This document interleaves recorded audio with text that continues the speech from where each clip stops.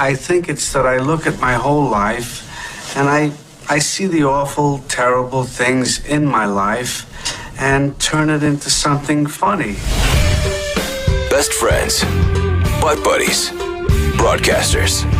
Call them whatever you want. Jim Norton and Sam Roberts are live. It's an unnecessary opening. I think best friends is not needed. I mean, we're friends, we're not best friends. 2 out of 3 of those things are false. You have a piece of fuzz on you. Where? Under your chin. Yeah, I shouldn't have said anything, but it was going to bug me. It's a piece of lint hanging off your chin. I don't want to from the carpet, having your face in it. Oh, just a little something from the pillow. Oh, okay. Are you tired? Well, Sam and I are both tired today. Yeah. I wound up waking up. I just woke up last night. I was in bed at 12 something. I went to bed a little after 12. And I wake up and I'm just like, I'm wide awake all of a sudden for no reason. I'm just open my eyes. I'm like, I am wide fucking awake. Yeah. And I wake up because I live out in Westchester, 5:25 every morning. So like if I'm going to bed at 12:30, especially after days and days, it catches up. It always catches up to me because like when I do a weekend like I did, where it's all work, there's all work. Yeah. Like a boy running around hanging out with your heroes. That's not all work. It's all work. It's not all work. It was all fun. Yeah, but it's not a lot of sleep is what I it's all stuff. Yeah. Like there's just stuff happening. You're right. Yeah, the word work is used very loosely. Were you overwhelmed with the amount of fun things to do there? There was a lot of fun. Yeah. And like it wasn't difficult to wake up in the morning. Like if I didn't have to wake up in the morning, I still would have. Yep. Just because I woke up with jitters. The excitement to be there. Yeah. Just the jitters of excitement woke me up every morning. Would you be mad if you overslept by like 2 hours one day? Oh, I would have. Do you understand the panic that would have set in? Do you have, I set my alarm and I have 5 iPhone alarms set in a row. I really do. I have to do it, and then a break of 10 minutes, and then even though I never need them all, yeah, I'm panicked about oversleeping. I never turn off the alarm until I'm walking around the room. So I hit snooze every time. Oh.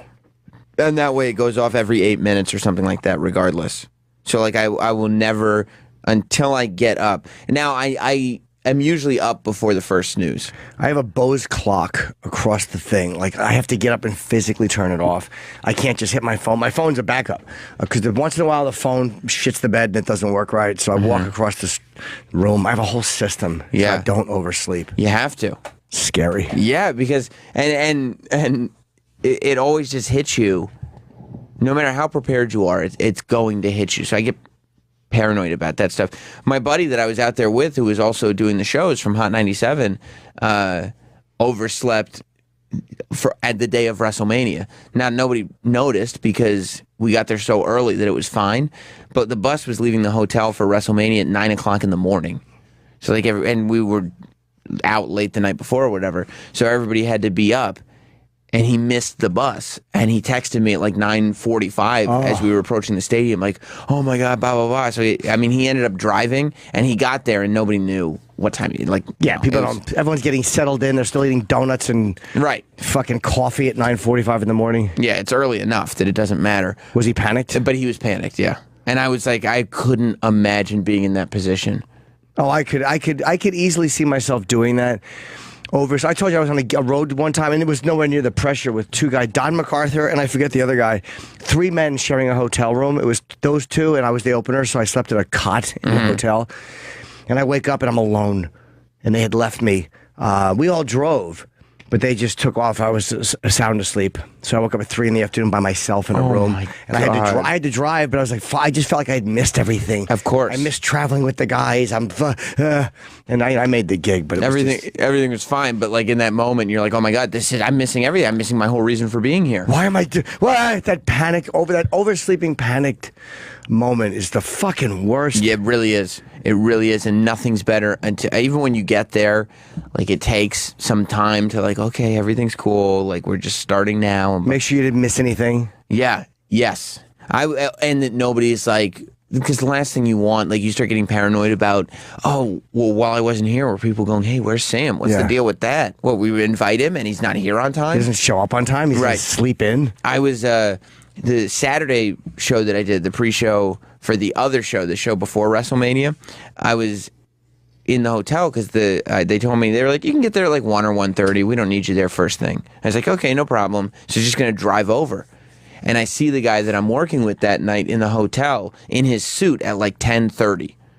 And I was in the lobby. I was like, hey, man, are you going over already? And he was like, yeah, the bus leaves at 11. And I was like, oh, yeah, I'm going to drive over because they said they don't really need me there until 1 or 1:30. And he just gave me this look. He's like, really? Okay. And he walked over and I was like, yeah, that's fine. And I sat down because I was just going to like make some notes or whatever. I sat down in the bar and I was there for like 5 minutes. And then I was like, what am I doing? What am I doing? And I ran up to my room, put my suit on, threw everything I could in a bag. And within 10 minutes, was out where the bus was. And I just looked at him. I was like, yeah, I figured this was safer. Yeah. He was like, yep. And he like was like, yeah, you probably made the right decision. Because I was just thinking, like, what happens if I got stuck in traffic? What happens if I get a flat tire? Like, there's all these things. Just get there. And now I had that interaction where it's like he had his out. We gave him an option. So there's no excuse to not be there. Just like, fuck it. Like, Just get there. I'm going to get there, and then everything will be fine. This is very important woman on the phone. Good. Christina, very comment.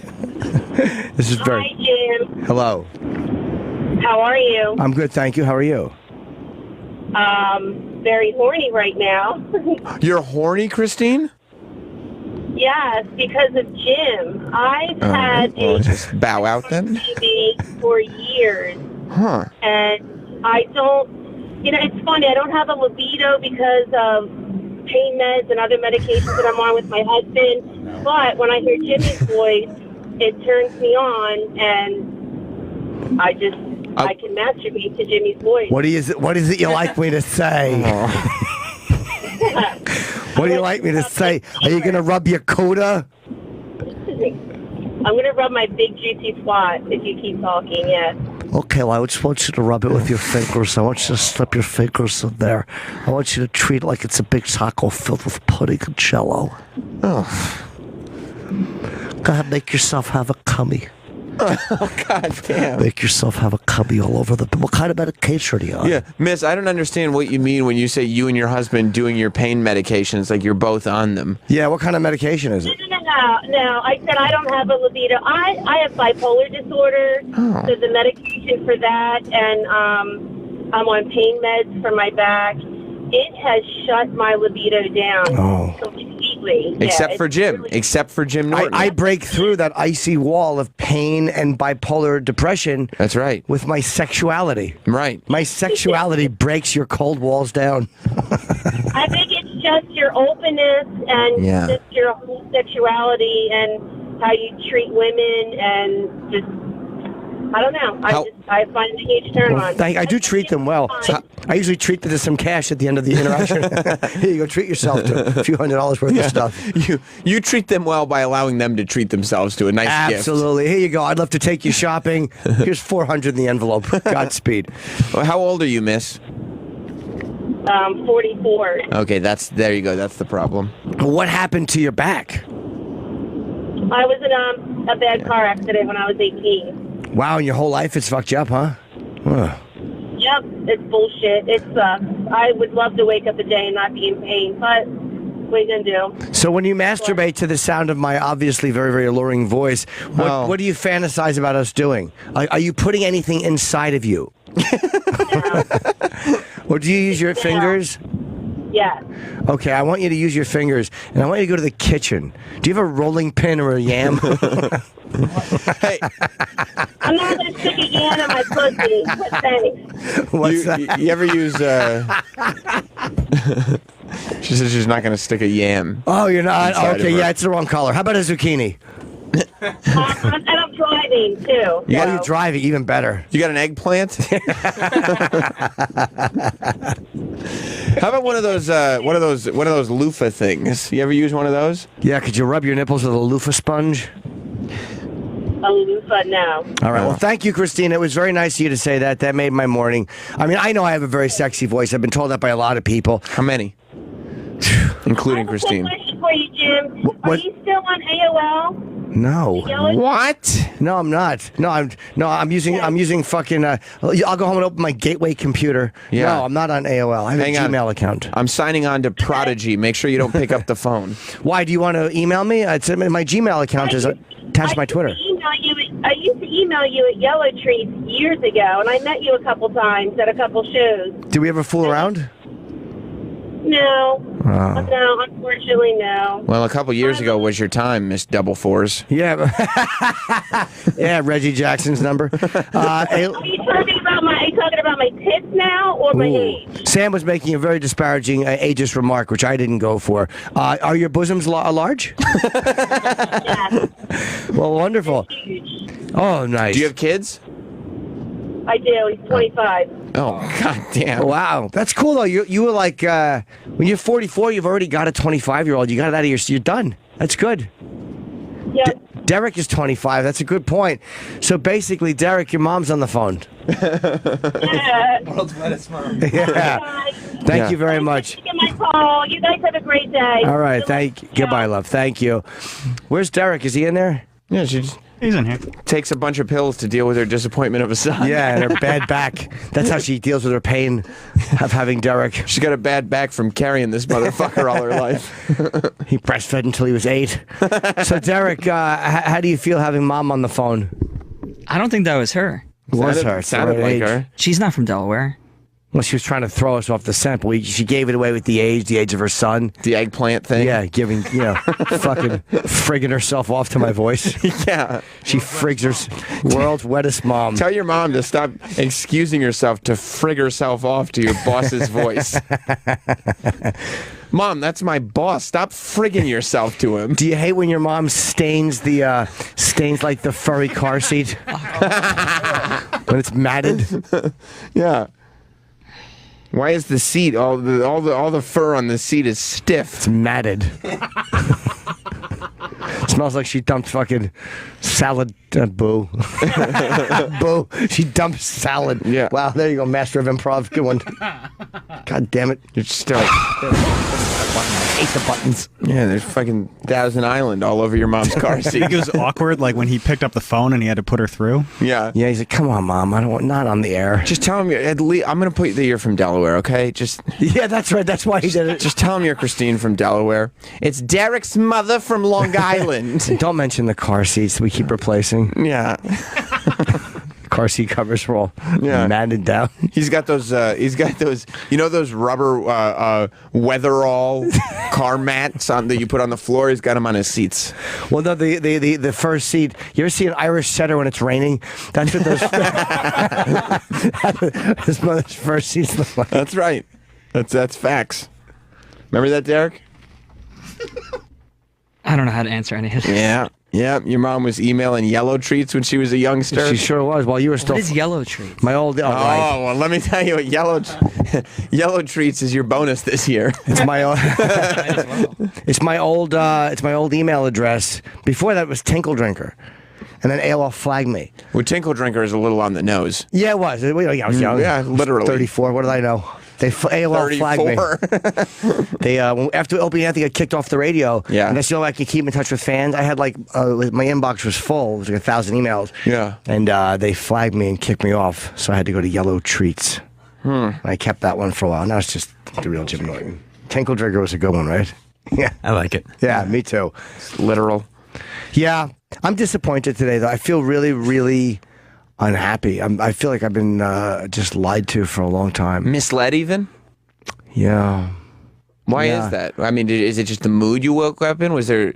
No, I just found out that certain people I've looked up to my whole life are not who they appear to be. Is this in the celebrity realm or in your personal life? Yeah, you know what it is. I was upset all day about it yesterday. Oh, the news. Yeah, go ahead. It's okay. I wasn't. I was a little shocked by this I myself. couldn't believe it. Who knew? Who knew? Who knew that all these years I've been idolizing a homosexual? Yeah. All this time, the voice that sang the songs was a gay. Who would have guessed? No, never. It doesn't make any sense. I can't believe it. He's lying. He probably got a girl pregnant, and Yeah. he's trying to get out of it. That's gotta and he's be it. going, I'm gay. It must be just bad advice from a publicist. Yeah, just say you're gay. Right. It's very in style right now because this can't be true. He's like, no one will believe it. There's no way that Mandy actually is about his dog. Mandy has to be. Or there's a comma between man and D. Heard that a few times on Twitter last night. No. Okay. I still think it's a good joke, but I didn't look at it. but yeah, I asked who Mandy was on Twitter last night. No. God damn it, I'm so disappointed. He's a homosexual. Yeah, I mean, if there's one guy I thought was a real pussy hound, Yeah, it was fucking Barry Manilow. Yeah, we found out yesterday. Barry Manilow came out of the closet and said he's been in a relationship with his manager. Oh, I didn't realize that. With, emphasis on that first syllable. His manager. Yeah. Yeah, since 1978, he's been with him. You know, a lot of gay guys have to do that. They have their, oh, that's my assistant, that's my coworker. Kenny and I were jerking each other off on the road. That's how we travel. What? I love you, Jim. I love you too, baby. Yeah, it is. Can we see his manager? Can we see a picture of him and his manager together? Wow. I mean, Tippy Tom added him years ago. Oh, years ago. But, Yeah, no one should be surprised. no, this isn't a shocker after that homeless man. But yeah, Barry Manilow gay. Heartbreaking. I guess Mandy is just about Barry's dog.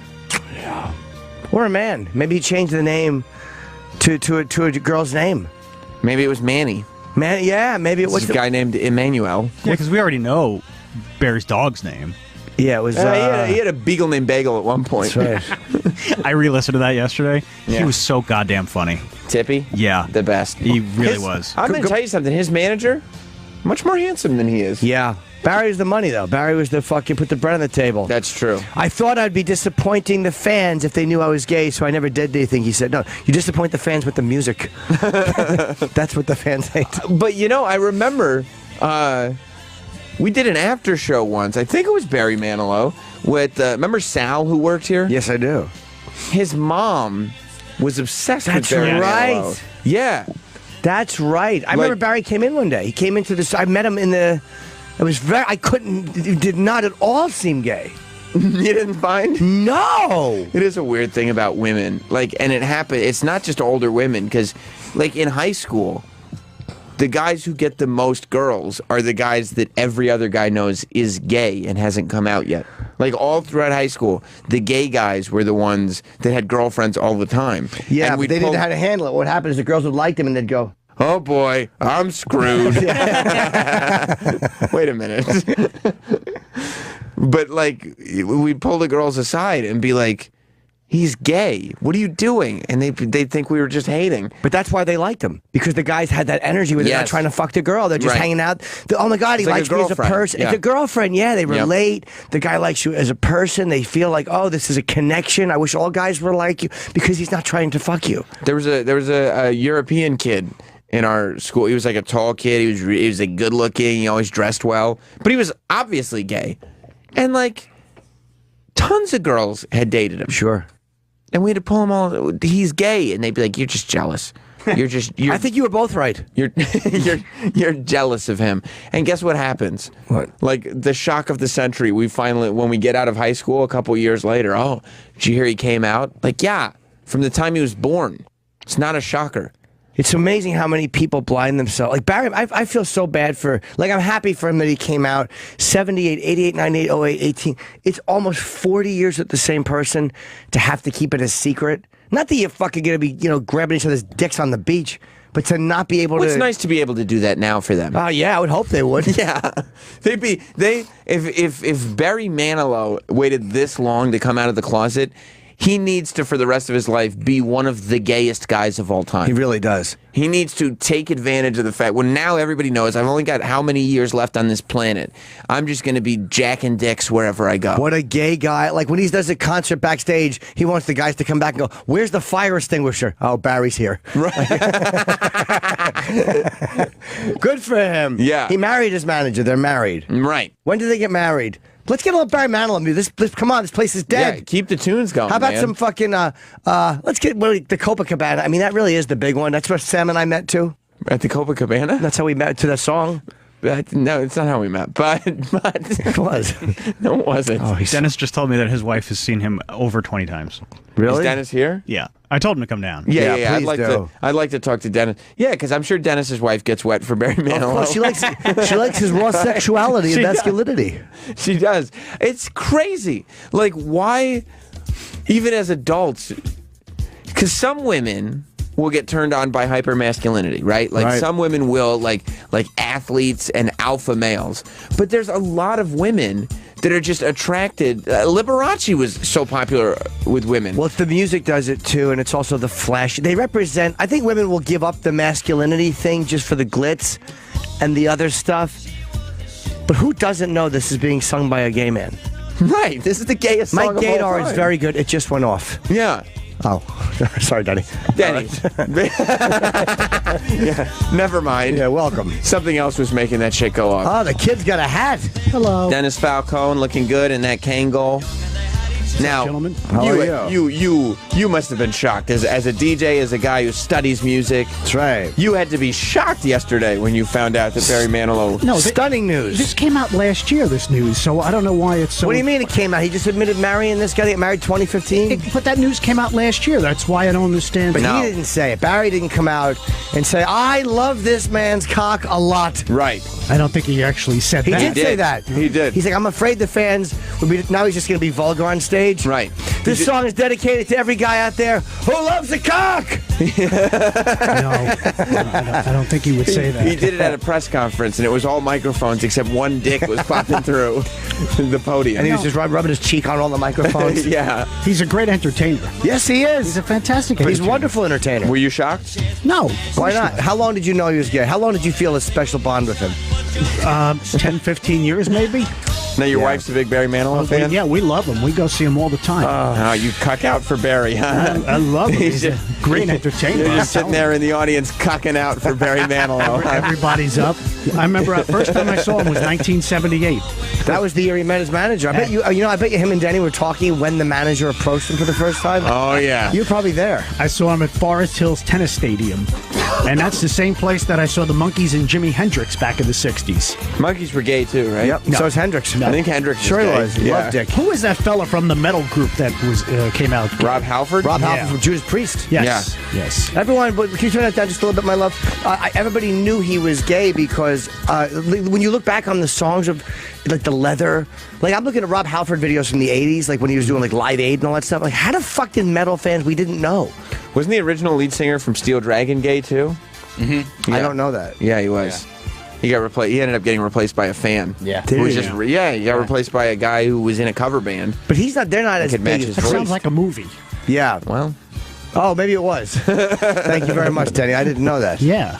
you know, I used to grow up with posters of these guys on my wall.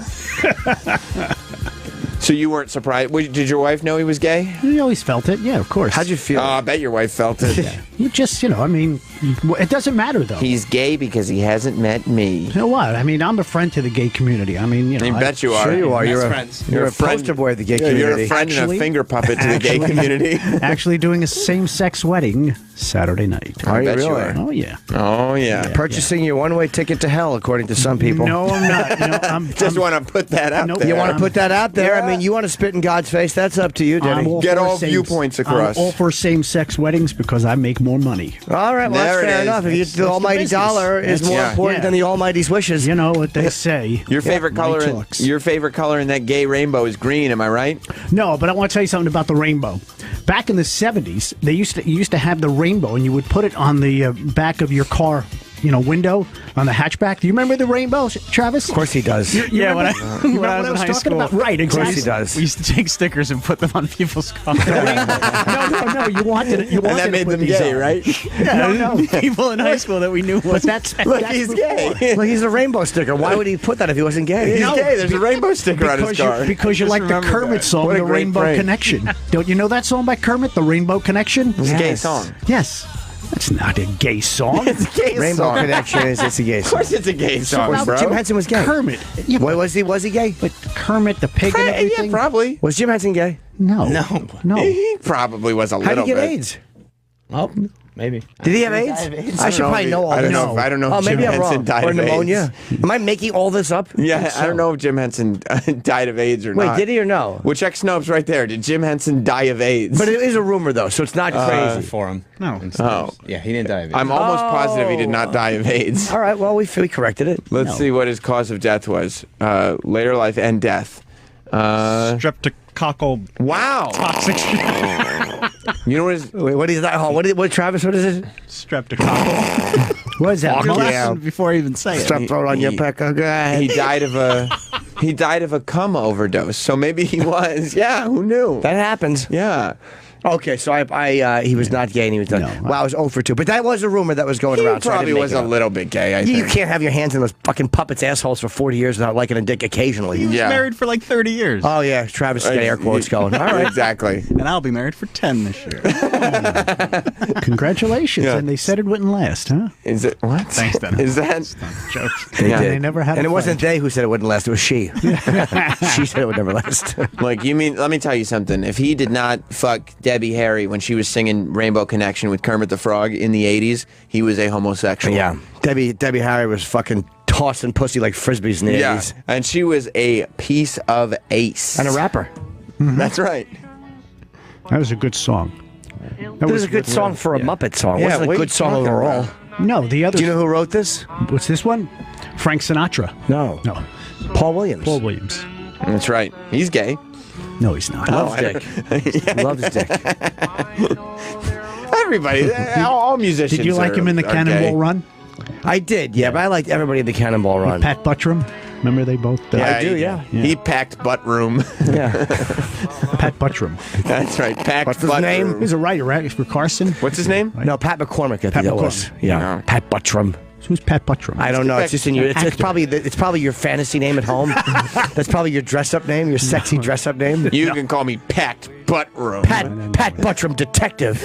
They acted out. First of all, this is disrespectful to the newly gay Barry Manilow. Yeah, put on So more let's Barry get- Manilow. How about let's get back write to the Barry songs? That's a Manilow. cool song. Yeah. There's no way he wasn't gay when he wrote No, the song. That was You before know he was who wrote gay. that song? Yeah, Barry Manilow. Nope. Fuck. Bruce Johnston of the Beach Boys. Oh, Bruce Johnston, really? Oh yeah, Yes. the real talent in the Beach Boys. Yes. Bruce Johnston. Yeah, the Beach Boys couldn't do it. So like, hey, Barry, you want this? Yeah. Give it to the. Brian Wilson was like, "Get the fuck out of here with this." I like Can't Smile Without You. Play that one. Is that Barry Manilow? Can't Yeah. Smile Without You. Wait. You want Yeah. that? Yeah. He was You know just- what? Good call by Denny. He was singing to his penis. He was. Can't. But as a disc jockey, you don't talk over the whistling part. You never talk over any sound That's what you're made doing. from the mouth. I'll bet you don't. Yeah, of course not. Slurping. Gulping. Everybody sways when he plays this. Of course. Yeah, but dude, he's talking about dudes. He's talking about a man. He's talking about a man in Yeah. this song. No, Yeah. he's talking about a girl. I bet you if he could make the perfect video, he'd be saying this to a pair of balls. He's coming up here for a What? town hall. Okay, Yeah. you gotta go, Denny. Jason Statham is here. Yeah. Bet you he likes Barry Manilow. All right, Daddy. Thank you. Where do you want me to sit? All right, if you want to in stay your there, you can office? put. Where's Jason going to sit if I'm here? You go sit in your right. office, Dennis. Jason Hi, Statham's Jason. here. Dennis. How are you, buddy? How you been? Dennis is out of here. should I sit? Right where Dennis was You sitting. could, Yeah. Right there. Yeah. you could turn down the Barry Manilow. We were just listening to some Barry Manilow based on the shocking news of his coming out. He came out as gay. I was shocked, Barry Manilow. I had no idea. I had no idea.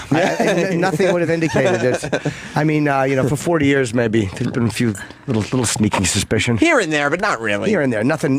No dead giveaways. No. I'm always happy for people when they come out. Like, yeah, good for you. But it's sad that they have to wait so long. It's like, you're. What is the dead giveaway, by the way? Every song he's ever sung. Yeah. I don't know what it is. You know what? I don't know. What makes you know somebody is, I don't know. You just kind of feel it like, Yeah. You just kind of know. I Like, just know. like Liberace. Like, it wasn't, But I think Barry Manilow, like that Liberace time period, I guess it was a thing where you did have to stay in the closet for your fan base. Because that's Right. what Barry Manilow 'Cause said. the He- women liked you. He was worried about his fan base. But, like, I'm sure it's probably been 20 years at least that Barry Manilow could have easily just come out and not lost a single fan. Well, the women. You're afraid that the women's fantasy of you, like you're a rugged guy. Jason.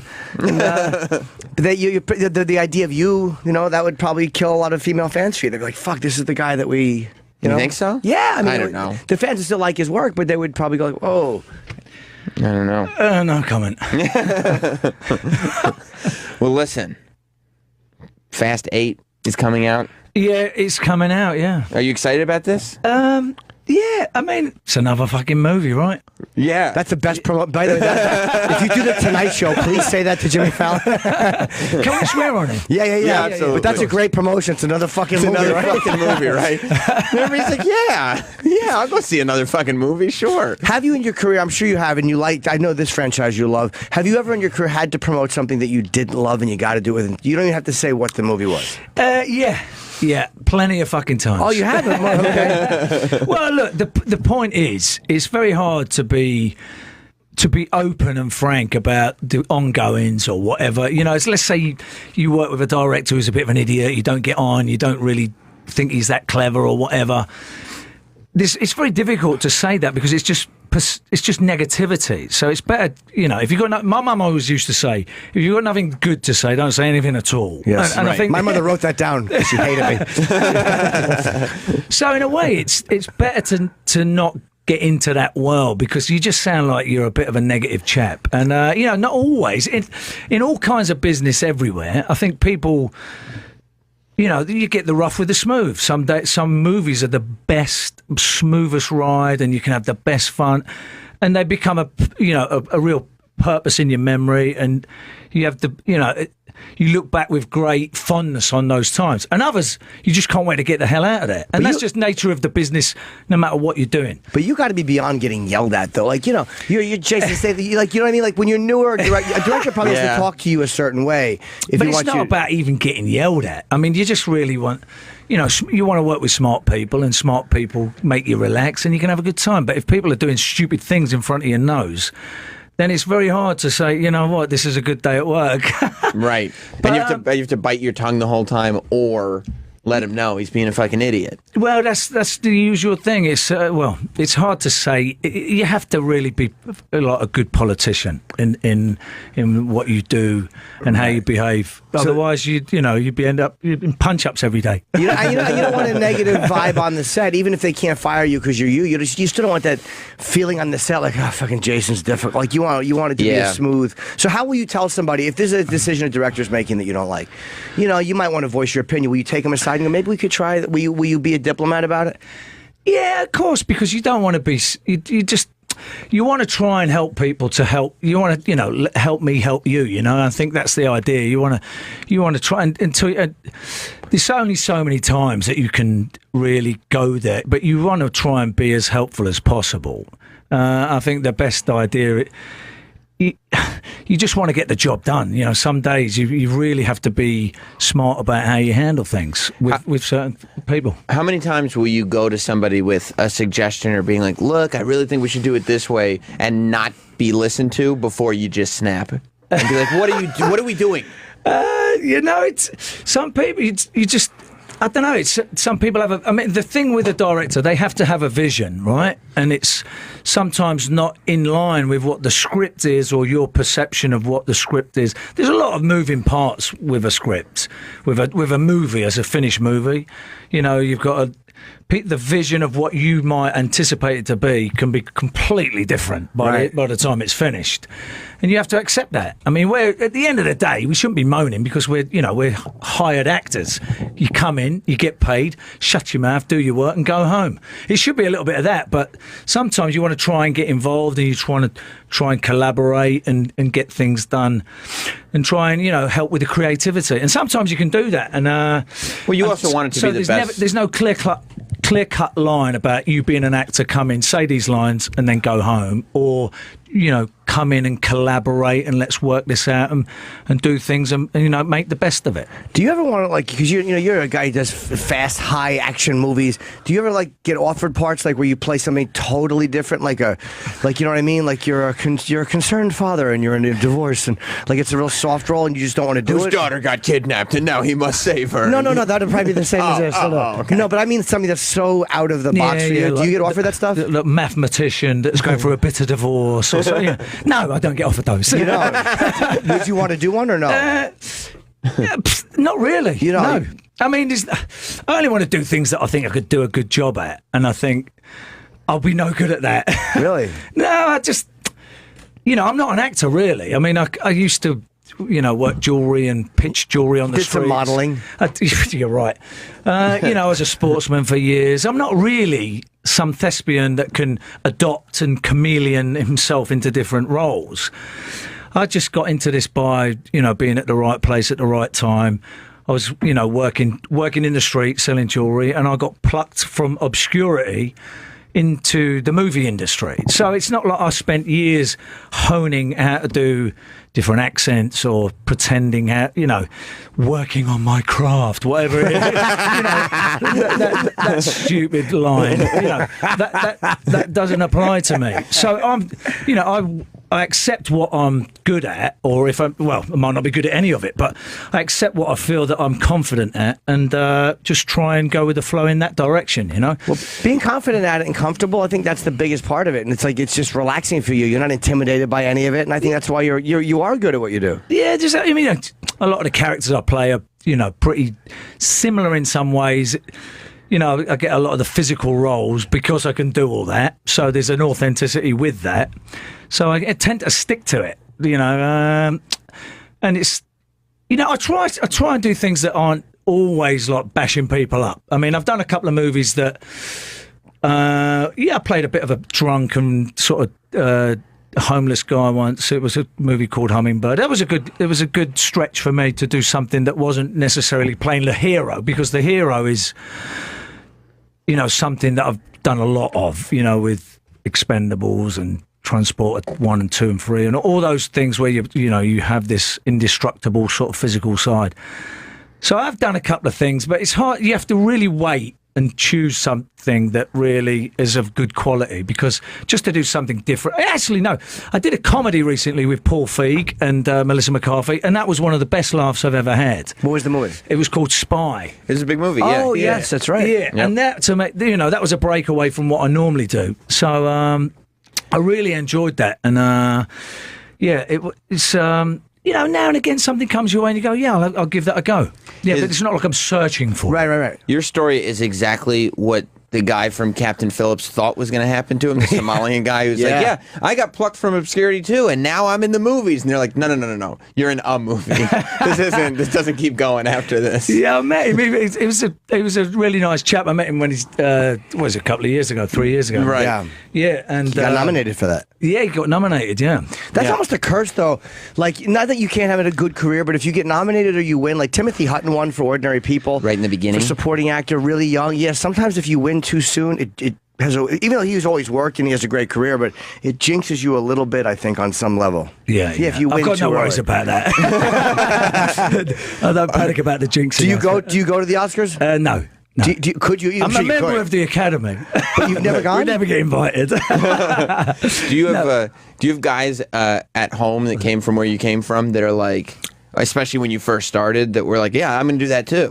Like if you could just get plucked off the street, like I'm gonna be an actor right now. I'm selling jewelry and I'm waiting to become an actor. Yeah, why you and not me? Right. It's literally it is that in some ways, because I've got a lot of people that are funny and you could put them in a movie, no problem. You get the right director, you get the right script, you get I think anyone can act really. I just think you need a guy that can cut and edit around certain things that you do, and I think I've seen people put performances together in the edit room that are really, really good, and on the set you just go, Jesus Christ, this person doesn't know what they're doing. Yeah, all of my work actually. What they do is every scene I'm in, they just shoot me from the back and they just shoot around me. Isn't it refreshing though to hear an actor come in and go like, it's really not a difficult thing to do. It's not that hard, and I watch people suck. If someone gives you something funny to say, you probably sound really funny and cool or whatever, Right. Yeah. So you've done stuff with people. You've seen people on the set where you're like, ugh, boy, that's going to be a rough one to fix. And then they fix it. Then they fix it. Yeah. What happened with The Rock on the set? Because while they were filming, The Rock goes off on Instagram while they're filming this movie, Fate of the Furious, which is in theaters next Friday. And he just kind of like vaguely started talking about people that he was working with on the set of this movie, which was really weird and out of character for The Rock to kind of go on a weird social media rant about some unnamed person or whatever. Yeah, I'm really good with The Rock and what he does in what he experiences is his own thing. And a lot of the time when we're working, you come in, you do your thing, and you get in your car and you go home. So a lot of the time, I'm not working when Vin's there, or I'm not working when Tyrese is there.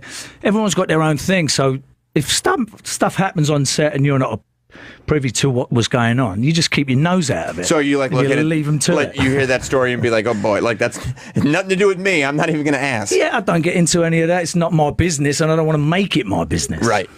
The last thing you want to do is no. Because then now you're a part of this ridiculous then you're story. a part of it, yeah, and you can answer your questions then, can't I? But now you can just come in and go, it's another fucking movie. Yeah, what do I know? Do you, how is it, I think it was the last Fast and the Furious movie, or the one before that, I think it was the last one though, when you and The Rock had like this ridiculous fight scene in the office where you were shattering glass and everything. Right, yeah. Yeah. How was it to take the rock bottom? Because it was he did his wrestling move to you through a coffee table in the movie. He's so cool to do things, to do an action sequence with, because he's such a physical sort of expert in what he does. You know, he moves fluidly. He's got great sort of judgment of time and space, so he's not going to whack you in the head by mistake, which is a godsend. That happens. You don't want to. Yeah, people make mistakes. If you're not really, if you haven't got sort of a good concept of your own sort of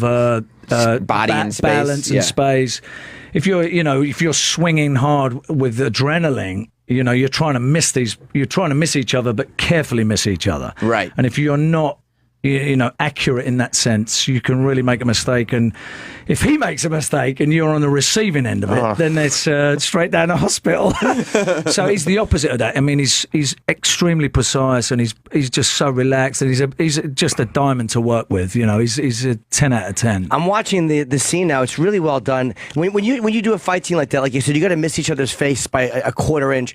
Are you throwing 5 or 6 punches and then they change the camera, or are you throwing literally one and they're shooting and then they're piecing it all together? Well, they shoot from different angles, and you shoot it as it'll be 5-6 moves, and then they'll capture it from different angles. And usually we try and use it in one camera, try and make it good for one camera, or two, at least the coverage on 2.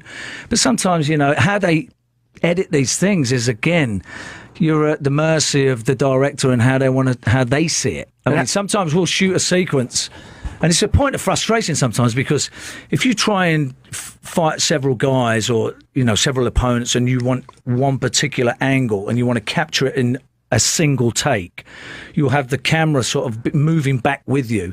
And it really sort of puts the audience into that moment. And I think sometimes nowadays you can there's so many cuts that it kind of takes you out of it. And, in a way they kind of ruin the sort of flow of it and the real. I mean, if you look at some of the old Bruce Lee movies or Jackie Chan or Jet Li, they'll leave a single camera on these chaps for quite a long time, and you get a real sense of them physically performing this fight. And I think a lot of the time now it's what you see in Hollywood. They cut it and they mess it up to some degree, and I think that's to do a lot of the time with people that can't do 3 or 4 moves without fucking it up. And they're just like, we have the technology now to piece this together. You can make your grandma look good in a fight scene by the expertise of editing. I also think it's a part of it. It moves faster too. They feel everybody likes things to move very quickly now. And it so looks when they like cut it, a video game. Yeah, pow, pow. It just boom. There's very little setups in between these. You're right. It's just moving quickly. It's almost like a style that has been. It's like a video high.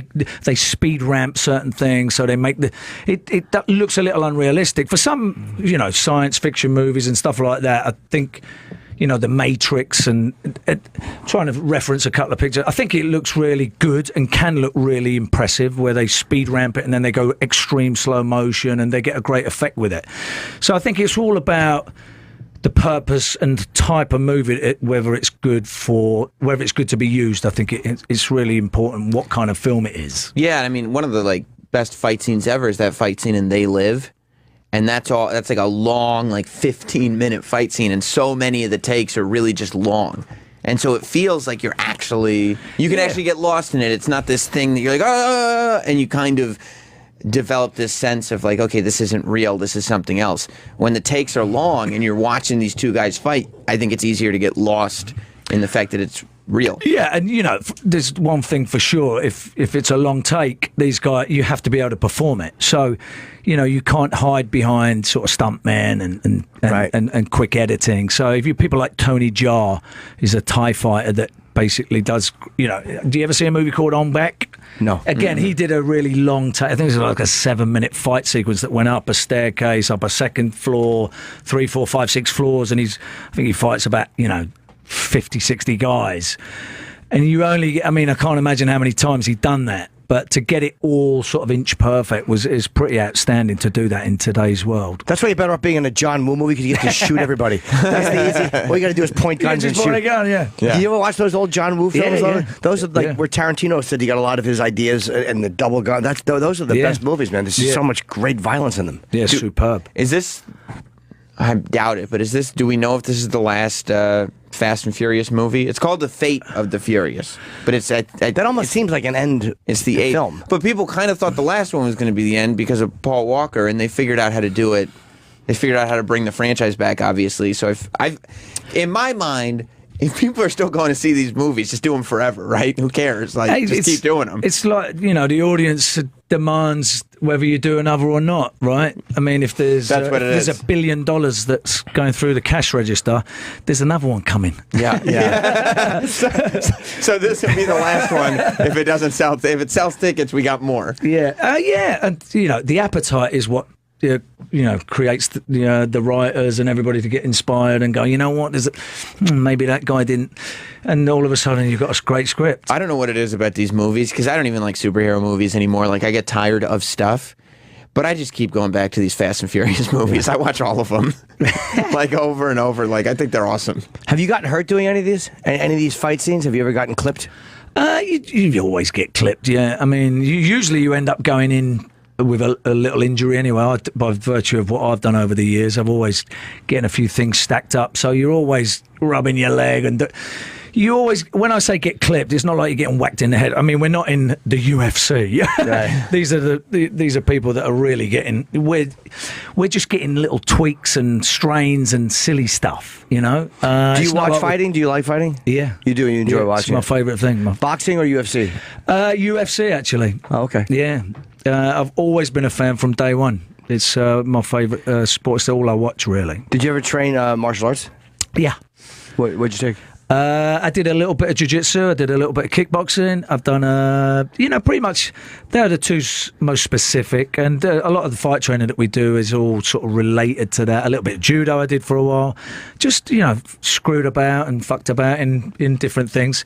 But never trying to achieve a certain, I need to get my black belt in this. Basically, what I do is just to try and use and adopt stuff for the work that I do. I've no plans to get in a ring. No. You just like doing it though. You like training, it keeps you in shape. The discipline of it, I think, is great, and I think there's so much to be got from doing martial arts. It gets people really sort of focused, and I think it really gives them a purpose. And there's a great community with all kinds of competitive sport, and I would recommend it for anybody. There's so much of it that, like, nowadays young kids are training in that with the intention of, theoretically, I could do this with my life, because now there's so much money in it. It's become this realistic thing. Do you look at it like, oh my God, if there was that much money in this when I was young, that's what I would be doing? No, I mean, I don't know what I'd be doing what I was doing. I don't think I could go back and go, oh, that could have been something. I don't know. It's hard to say. But in addition to that, I just think a lot of the people that I've met from the fight world have just been really really comfortable in their own skin. They're Randy Couture, people like that I've met. They're just breeds a certain confidence, and I think that some of the fighters are just like really cool. Yeah, it must be nice to know you could beat the shit out of anybody in the room. I've never had that feeling. That must be a comfortable feeling where you have nothing to worry about. I would assume. I've Yeah, I also wouldn't never know had either. that feeling. I don't know. No. Well, yeah, you're pretty tough. I don't know, Jason. Look around the room and tell us how it feels. Yeah, I'd put my money on Jason in this room. I'll do your hair. We won't fight. I'll just blow dry your hair. Now, do you ever, appreciate when that. you have to fight somebody like a guy like The Rock's size or his physique, are you ever in a fight scene where you're like, how are they going to make people think that we're going to fight? And this would be Yeah, equals. Yeah. because it's stupid, right? Well, you know, Welcome to the movie business. they keep him in short sleeves. They put you in a jacket. I guess, just to kind of bulk you up a little Yeah, bit. but I think in movies and storytelling, and I think contrast and like the insurmountable odds are always what people like. You go, fuck, how's he gonna? There's no way he can fight this guy, and I think people get into that, and if you can try and use some kind of skill and slippery technique that kind of wins the day, or at least sort of nullifies the fight. I think it's really entertaining to watch because, it's the David and Goliath. I think the bigger the contrast and the better it looks, I think, Okay, well, so you like overcoming the odds. Who do you look up to? Anyone who's above 5'10". Is there anybody that you like who you kind of idolize? No, not really idolise. Listen, you get inspired by a lot of people. I mean, when I was a kid, my brother used to have posters of Bruce Lee on the wall. I mean, I like all martial arts. A lot of the fighters today I think are really great. Anyone who does anything good, I think, is always an inspiration in music, in sport, whatever it might be. The Rock. Yeah, I think The Rock is a good one to pin the hat on. Yeah, Yeah, he's a good. he's an inspiration. He's managed to avoid all scandal in his life. He has a great career. He does kids movies. Yeah. He's solid. He does a lot. He does a lot for other people. Like really beyond the call of duty. He really does. He's a great sort of people person, and he's a big movie star, and people love him, and for the right reasons. Yeah. And even when you're searching for stuff, you're like, oh, he did have a divorce, and then you find out he's got a great relationship with his kids, and his ex-wife is his manager. He's got a great relationship with her too. There's nobody. Yeah, he's got a company with her. Like he's the man. I would never trust my ex to handle my career because your ex is not always going to guide you in the right. I have exes that would really fuck my life up on purpose. Is that right? You should do this. Really, just walk in and piss on the casting director? Yeah. Trust me, that's what they would sabotage you. Yeah. They really would. So, all right. Well, this is coming out when? This is next Friday. Next Friday. Do you get nervous? I mean, you can't even get nervous at a premiere like this. Like, you have to know this is going to do well. Hey, look, the movie's great, and they get it right, and people that they test the film. People love this type of film. There's a lot of great characters in it. They spend so much money on the action, the set pieces with the cars. There's not another, franchise or movie that I can recall that even gets close to what these guys do. They've got a lot of money. They get a great story to back it up. People really buy into the characters. And they really, they get it's like it's like having all the ingredients and cooking the right, baking the right pie. They get it right. It's not always the same with other sort of franchises. That's why we're at number 8, right? So, yeah. Well, plus, you'll be fine anyway because you're doing Expendables 4 and Spy 2. Is that right? I don't know what I'm doing next. I have no idea. That's usually a good sign. If you don't know what you're doing next, it probably means that there's stuff going on. Yeah, you don't know which film you're doing. I mean, those films are there, but I don't know which one we're shooting next. That's a good problem to have. Yeah. I just did a movie about a shark. It's a bit of cross between I'd say Jaws and Jurassic Park. It's about an old. It's not a bad combination. Oh, a shark! I think you said a shark. Okay, a shark. Was it a prehistoric shark? Yeah. It's turned out really good. I mean, apparently we don't know until we see it. What's it called? It's called Meg. Meg, as in Megalodon.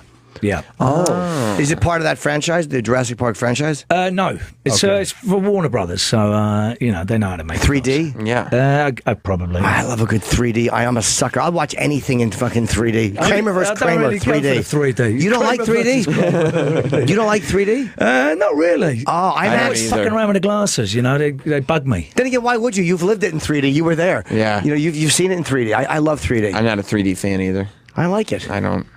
But I respect your Do you ability stand to there? like. You sit there with reaching out into the abyss. Yes, Like, but I do look, think when can it's not touch it. 3D, so I have an excuse at least when it's 3D. I don't look as She's a stupid. nervous tick. But it's fun. You feel like you're involved with it. Is there a lot of CGI on this? And they're telling us we have to wrap with Jason. But is there a lot of CGI in this, or is this? You mean in the Fate of the Furious? Yes.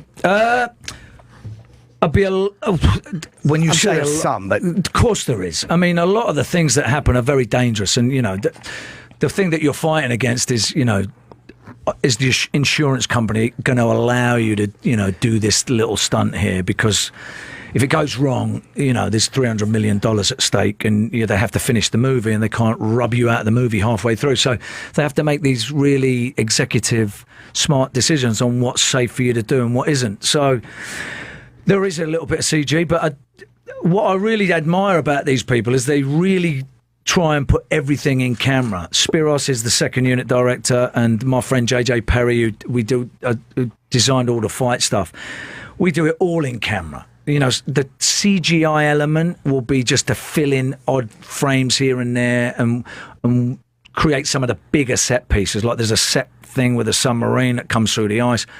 I don't know what's real and what isn't. Right. But, I know all the stuff I did with The Rock and the fight in the jail, we really try and make it feel authentic and real. And that's really important to us. And I think all of the actors try their best to stick their piece in with that. Well, real quick before, and speaking of insurance, I've been fascinated about Tom Cruise, and I forget which Mission Impossible, when he was outside that Burj Khalifa tower. I saw that, yeah. He was literally on the outside of the tower, and I'm like, how much does it cost in insurance? You think that was really him or? I know it was him. I saw photos from fans who were like on a deck shooting him rehearsing. But you're in a harness and you're on a wire. I mean, they're pretty safe. It's just just got to get your nuts around the fact that you're very high, but it's pretty safe. I guess so, but no, I wouldn't do it. You wouldn't do it because you don't like heights, right? Yeah. Yes, and nobody would want me to do it. They're not if you interested put in that putting me in a harness film on like and that. we strapped you to the wall there, you wouldn't. No. You wouldn't think 2 minutes about it. You're right. I would actually do that. I've actually asked women to put a harness on for different reasons. So thank She's you. still recovering. Yes, I am. Yeah, I'm kind of sitting on a little inflatable donut. All right. It's Jason Statham on Instagram, of course. And Fate of the Furious is in theaters next Friday. It's obviously going to be a success. And congratulations, man. You're doing amazing. Yeah. Thanks, chaps. Yeah, Thanks, for sure, Jason. man. Talking to you. We'll be back. This is what we're talking about. There's no way the guy who is performing this song is not a hetero. This I whole thing refuse is to a lie. believe it. It's bullshit. It's more by the gay lobby. You telling me this guy's a homosexual? No. Bullshit. No. Absolutely not. That's ridiculous. This guy loves pussy. He does. You can tell. You can hear it. You can hear the taste for it in his voice. Absolutely. Fucking the gay lobby Yeah. making us think Barry Manilow's gay. It's ridiculous. Yeah, right. You can't have another one of our heroes, another one of our heterosexual heroes. Destroyed by the gay lobby. Who's next? Ozzy? Oh, I'd love a cook. You probably would be psyched if Ozzy was gay, because that meant Damn Skippy. Sharon, I'm leaving. I'm going to move to New York. Would you be happy if Ozzy came out of the closet and moved to New York? I wouldn't care. I'd still love him. You wouldn't try to date him? No, I couldn't do it. You wouldn't be gay for Ozzy? No, it would be too weird. I idolize him too You much. blow him a little bit? Maybe out of respect. What if he confessed his love to you? Yeah. I'd probably lead him on. Yeah. Like, I would just. Because you'd like the attention. Yeah, I would love the Ozzy attention, but I don't want to suck his dick, but I would probably flirt with him. And I would probably like text him pictures of himself back in 1978 with no shirt. I'd probably like, this is a good shot, Oz. I really think so. Yeah, you look good, man. And then when it actually came time to seal the deal, you'd be like, I don't know what you think this is. No, but I'd go to hang out with him, and he'd be like, hey, are we hanging out? I'd be like, yeah, man, I'm not feeling well, my stomach. So then the whole night we'd be hanging out. He'd be like, are you all right? I'd be like, no, my stomach. He'd be like, all right, I'll just drop you off. Cock tease Ozzy? I would cock tease Ozzy, yeah. I would just lead him on. Just to not hang out with cool. him and talk Sabbath. That's not that cool. Yeah. I'd flirt with him. Poor Ozzy. I know. Can't believe Barry's gay, though. Bullshit. Barry really could have come out 20 years ago, and his fan base. 40 years ago, nobody would have. Maybe in the 70s they might have. Right. Because back then he was a good-looking guy. He kind of had that, like, the Leif Garrett white, like that blonde hair. The chicks loved him. 20 years ago was 97, though. Nobody right. would have cared. Nobody. So good for him to come out. I always feel happy and sad for guys who are that much older. I mean, look, he's probably worth $90 million, $200 million. He's married to the guy. But I feel bad for him that he had to wait this many years. He didn't have to wait this many years. No, you can just come out and say it. Believe me. Sometimes a lot of us have said that in the mirror. We all understand. What do you mean? Nothing. Huh? Just say can't I talk to my friend Adrian? It was fun to. Red Eye was really fun last night. Oh, your last one. That's right. Yeah. Who are you on with? Go now, talk at me. I'm talking to you. Just trying new segments. So a new segment idea for you is gone now. That's how you're gonna get. That's how we're gonna whip people into shape in the studio. Go on now, talk at me. I'm gonna point. I don't like that. Yeah. Dave Smith was there. Oh, I like Dave. Some blonde who was very pretty and actually really funny. Who was an entertainment reporter? I forget her name. And a linguist. A linguist was next to me. He's a very smart guy, but he wasn't bad. Sometimes they have smart guys on that show, and I hate being on with them because they're just so full of themselves. Yep. But this guy was not. He was kind of like, this guy was in awe of your radio partner. Not as much. Okay. Of the idea that people were able to come up with jokes. He was like, I don't understand how people come up with jokes. Like, how do you guys come up with jokes? Yeah, that was him. He was fun. And then, because it's the last week of Red Eye, they had like special things. Like they had Joe DeVito, who's a comic who's done Red Eye a whole bunch. They had him pop in to do a bit, and then they had Bonnie McFarlane at the end pop in to do a bit. And Bonnie was, hilarious. Yeah, of course.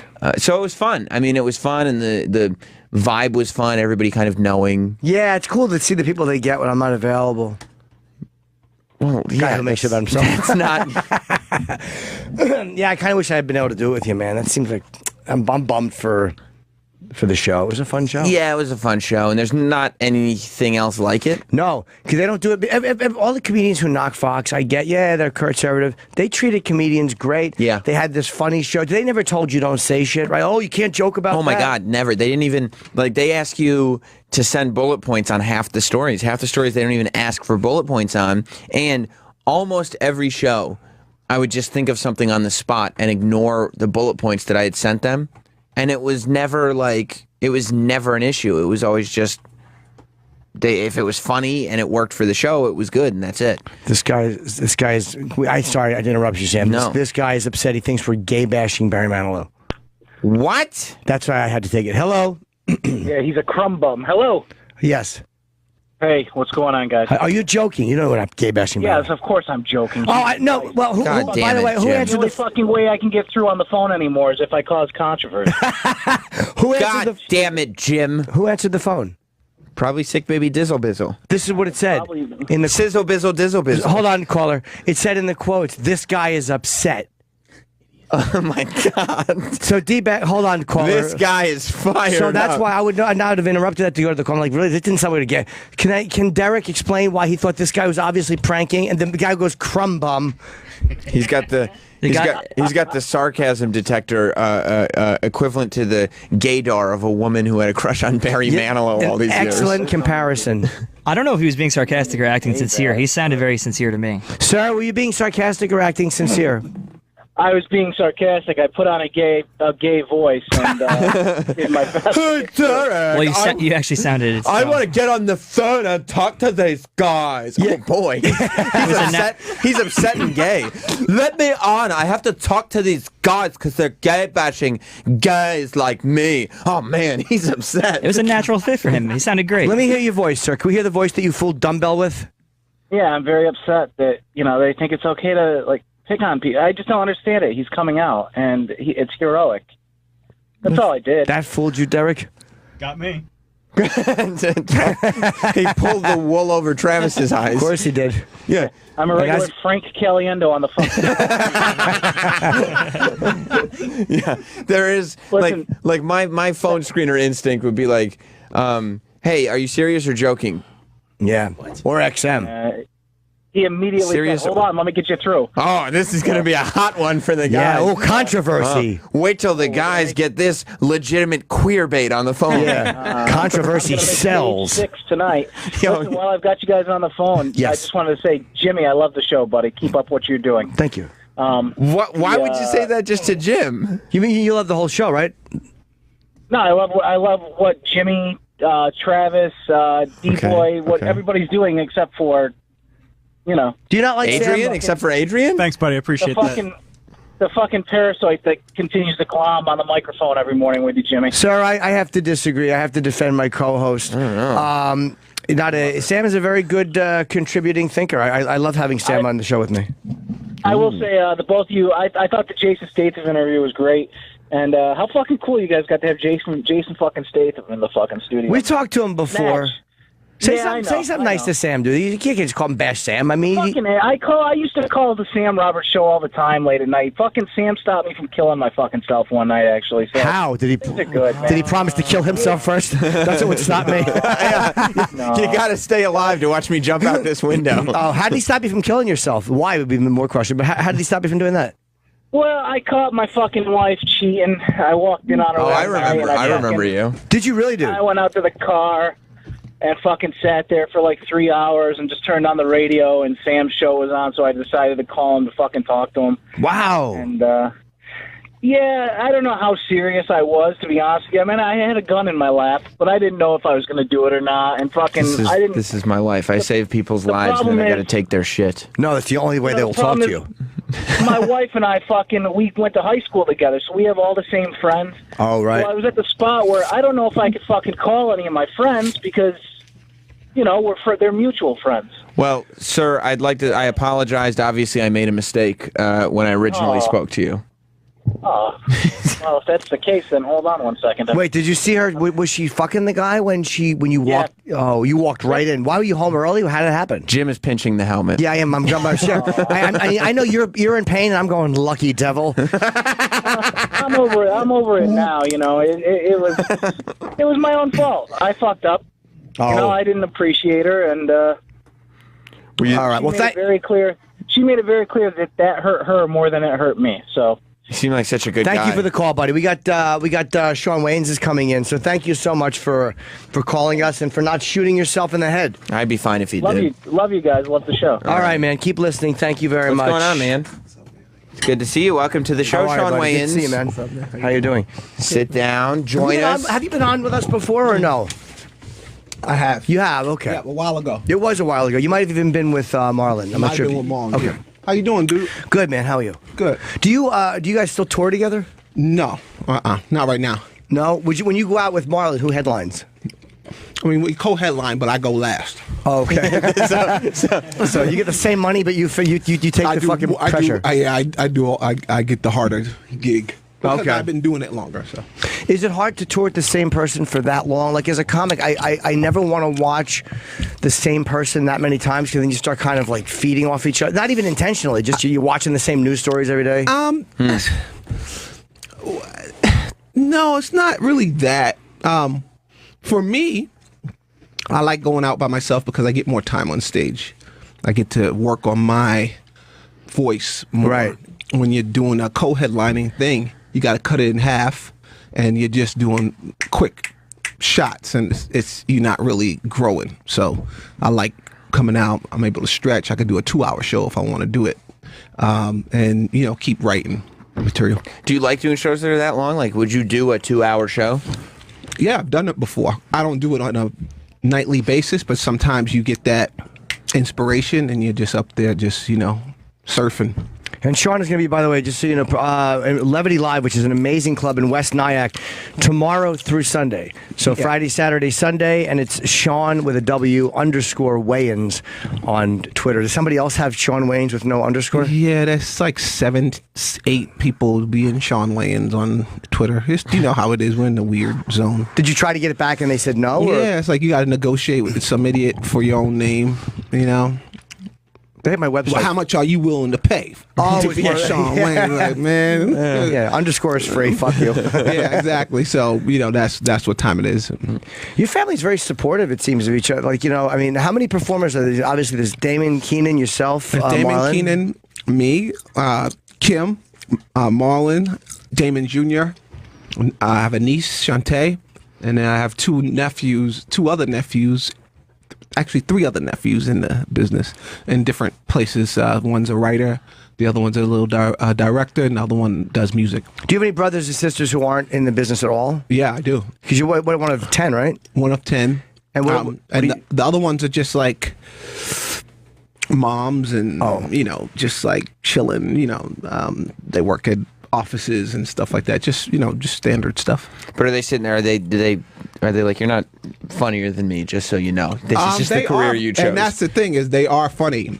So all of us could have did this if we chose to do it. It's just everybody don't have the passion to do it. So, yeah, and all the work that you have to actually put into having a career, right? Yeah. I mean, that's the exhausting part. It's exhausting, but that passion is what keeps you going. Damon is great though, because he's just such a real comic. Like, I've watched him at the Cellar. He'll go on. Sometimes he would go on at like 1:30 in the morning and literally do 45 minutes and not care if he bombed his face off, like just to work. He doesn't care. Didn't give a shit. Damon is one of the best that I've ever seen. I learned from him. I watched him. He's like the master of not caring. And he'll go on. That's how he used to write his hour. Is he'll go on and just sit in the pocket and talk. And he'd build it slowly. And many nights he didn't get really a lot of laughs. You come see him in 6 months and he has an hour and a half of amazing material. Yeah, it's fun to watch somebody on that level, especially years ago when I'd go in. And when you see that guy up there just standing there casually, not making too much of an effort and tanking, just you talking through stuff, you're like, oh, that's how you do it. That's how you get better. That's how you do it. You take that risk and you look stupid for a little while. It's okay. Yeah, you do. It's okay. That audience is never going to see you again. Yeah. You know what I mean? So, those people actually... they'll see it when it comes on TV, and they'll be like, hey, I remember seeing this. This wasn't that funny before. Yeah. Now I know what he was doing. Now it's great. Right. But when you're bombing, you want to go, oh, you fucks are really going to hate that you didn't laugh at this stuff someday. Yeah, exactly. You want to believe that what you're doing is but there is sometimes, though, that the audience was right, and you're going to leave that on the floor. Yes, the audience is right a lot. Yeah. You need to fix it. I mean, they're not all wrong. Like, it's not like they're just staring at gems. They're staring at a lot of shit. It's the process. You got to go out and expect to not get laughs if you're pushing for something that could be great. We all know, at a certain point doing stand-up, you can write something that's going to get a laugh. But it's like the easy laugh that's not really smart, is really not, anything interesting. But if you're going to do some interesting stuff, sometimes it takes a while to work through that. The worst is when you go out and the crowd is kind of there to see you, and it's still going half well. You're like, oh, these people like me, and I'm not doing well. Oh, you mean like a Friday night crowd? Yeah. Friday night is always the toughest night, because you got a bunch of people who wish they could come on Saturday, but they can't. And they really like you, so they're going to push themselves to come see you on Friday, but really they don't have the laugh in them. They needed the sleep to get the real laugh that they wanted to give you, but they don't have it. And it's Friday, and they're going to come see you on Friday. I tend to do better on the Friday shows because my fans come early. The Saturday middle show or the early show, the 8 o'clock show Saturday, the coveted show, is the one I'll hate the most, because in a comedy club, at least, those are, I don't mean a theater, I mean a club, a lot of those are people who just go into a show anyway on a Saturday night. Oh, let's go to a comedy show. Interesting. And so some of them won't be fans. They'll just be, comedy club's a softer sell. If there's 500 tickets, you have to sell 360, 140 were going anyway. Right. And a lot of times those are not my fans. They're just people going to a comedy club, and they bought tickets because they want to go out with their... They want to see a comedian. A comedian. I want to see comedy tonight. Yeah, and then this pig is in front of them. Right. And they're disappointed. Oh dear. This was not what we planned. I never understood that. People who just, I guess it's the same principle as just like going to a movie theater without knowing what movies are playing or whatever. You just go and see. I want to go to the movies. I want to see comedy. Like I don't think get people crave events. Just something. I want to go to. There's some sick bastard sitting around going, I haven't been to a funeral in a while. I just want to get a good cry. So I'll go to this comedy show. Right, exactly. Yeah. Maybe the guy kill himself after he bombs, and we can go see his funeral. It's really a weird psychology of watching people bomb. Like, I don't go to shows, but if I'm walking through the Comedy Cellar, and people are like, do you watch the comedians? I'm like, only if you hear silence. Like, if you hear somebody struggling, like, that to me is interesting. Do you like seeing people bomb? That. I used to watch it all the time as a sport because it was just fun. Me and my brothers used to in the back. When we used to watch it, it was just fun. It was that time, in comedy where you just got to sit back and if someone was bombing, you just be back there screaming. And usually it was a friend that, you knew, someone that, was struggling, and it made it even funnier. And you'd be like, man, you ate it. It's like, I know. But not so much anymore. Now, I'm not like hanging out in the clubs anymore. I go in, I do my stuff, and I'm out. And you walk out. I walk out. It's not the same. The camaraderie is not the same. It's really, really competitive now. The worst is when you're waiting to go on, and the guy in front of you or the woman in front of you is going over their time a little bit. It's like, it's a Tuesday. Fuck, you don't have to close with a big laugh. Get off. Yeah. But they're like, and they're doing their Saturday night stuff. It's like, this what are you doing? But that's usually the new comedian. That's like sometimes every night. I've seen some veterans do it too. It means every night. Yeah. Some nights you just go on and sit on a stool and just don't care. There's a comic named, Leonard Oots? No. He's a big dude. Leonard's funny, man. Like, I'll watch him at the Comedy Cellar, and he kills. But when he's working on material, once in a while, he'll walk off on a joke that didn't work. Like, he's just working on something new. I'm like, I fucking like watching this dude, because he doesn't, like, he's like, he'll end on a joke, it doesn't work, and he'll just be like, that's my time. He's working on something, and he's, like, willing to work on material, which I respect. Sometimes you just go, hey, guys, I got nothing. Thank you. Sometimes it's that night. It's like, we're not always genius, and sometimes you accept that, but you go to work anyway. There's a guy at Starbucks who sucks at making the coffee that day. He just doesn't have it together. He's putting the milk in when he's supposed to put the the water in, and so it's the same thing for comedy. Except people don't show up to see him. Like, oh God, Frank's making coffee. Let's go. Right. And then they go and oh, Frank sucks. Yeah, nobody goes, yo, your coffee bombed today, dude. Coffee shit, Frank. You need to work on your coffee, man. just has his peers around him watching him fuck up coffee, like just watching him, like, oh my God, he's gonna put water in. He's supposed to be putting milk in, this idiot. Yeah, that batch you made. Never make that batch again. Hey, I got a punch for that coffee you made. Try putting a twist of cream inside. And they tell you how much better Chappelle is at making coffee. You got to quit the business, Frank. Right? Coffee's not for you. This ain't for you. Why don't you try comedy? Maybe it's better. Didn't you guys used to terrorize Kevin Hart when he was young? When he first came to the city, yeah. We would, but Kevin he's a funny guy, so you knew immediately he was a funny person because you just tease each other, and people that could take being teased are usually funny people. Yeah. And he had a thick skin. Why, you guys used to give him shit? Keith Robinson would bring him from Philly, and so we would always at the Boston Comedy Club or at the Cellar when he would go on. I would go down. It would be my boss, myself, Patrice, Keith, Colin, and we would just go downstairs and kind of sit in like the first row and just watch him and try to get him to bomb. But he usually took it in stride and didn't care, and it was like the fact that he didn't care and was funny with it. He was really a funny person. Didn't somebody throw a phone book at him? I think he said I did it. Yeah, he told me I threw it on stage, but obviously he was kidding. At the Boston Comedy Club. I could never get into the Boston Comedy Club. Really? You didn't miss much. It was a tough fucking room. It was a tough room. I've performed there before. Back when I was trying to get in, before I made a name for myself, I tried to get in, and the guy wouldn't put me in. And then after I made it a name, I came back and he would let me come in and do guest spots. But just working the circuit, I was never that guy. That was the first one in the city. I would go there and hang out in like 94, 95. And it was just about hanging out. And this guy, Mike DiNicola, was running the show. And he put me up late one night because I just happened to be there. But that was a tough room. On a Friday night, late show, you're going on at 1 o'clock in the morning. Do you remember Red Johnny, the round guy? I've talked about those guys a lot. They were a comedy team. They would fucking destroy, or Maceo, or Jay Moore, or that was when Chappelle was working there. I remember Jay Moore. I remember Chappelle. Wallace was always up there. Wallace. Yep, George Wallace was. George Wallace. There. Yeah. Nobody ever says George's. No one ever says Wallace. It's always like Chappelle and Seinfeld. Wallace, who's Wallace? George Wallace. Oh yeah, George Wallace. Yeah, George. Watermelon head, baby. People do stupid things. The world is crazy. It's crazy, people. He's a very old school guy, but he's a guy I would love to sit down and interview again. We've talked to him once, I think, but he's just those guys who've been around for 40 years. Like nothing phases them. They're not afraid to talk about anything. No. And people underestimate how funny and how fucking vicious they can be. Like he got into a pissing match on Twitter with whose wife was it?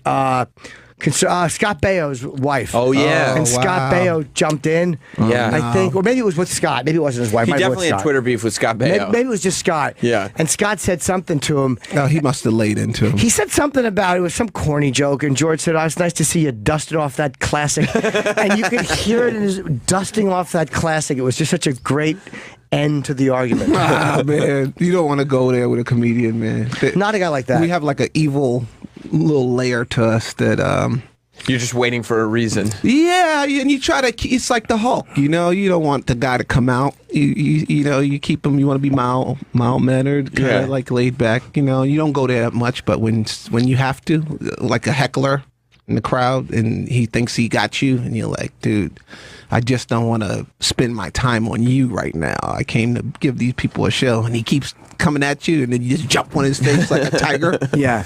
Yeah. It feels good. It feels good. But so, or if they get you though, there's once in a while. The worst though is when you're shit in the bed, which I've done many nights in the cellar, and they're not there to see me, and then somebody's like, "You stink." And everyone knows they're right. That's the fucking worst. And that will happen sometimes where you know the energy, you feel the energy is they agree with this person. But then you got to spend your entire rest of your set showing them why, even on a sucky day, I'm better than you.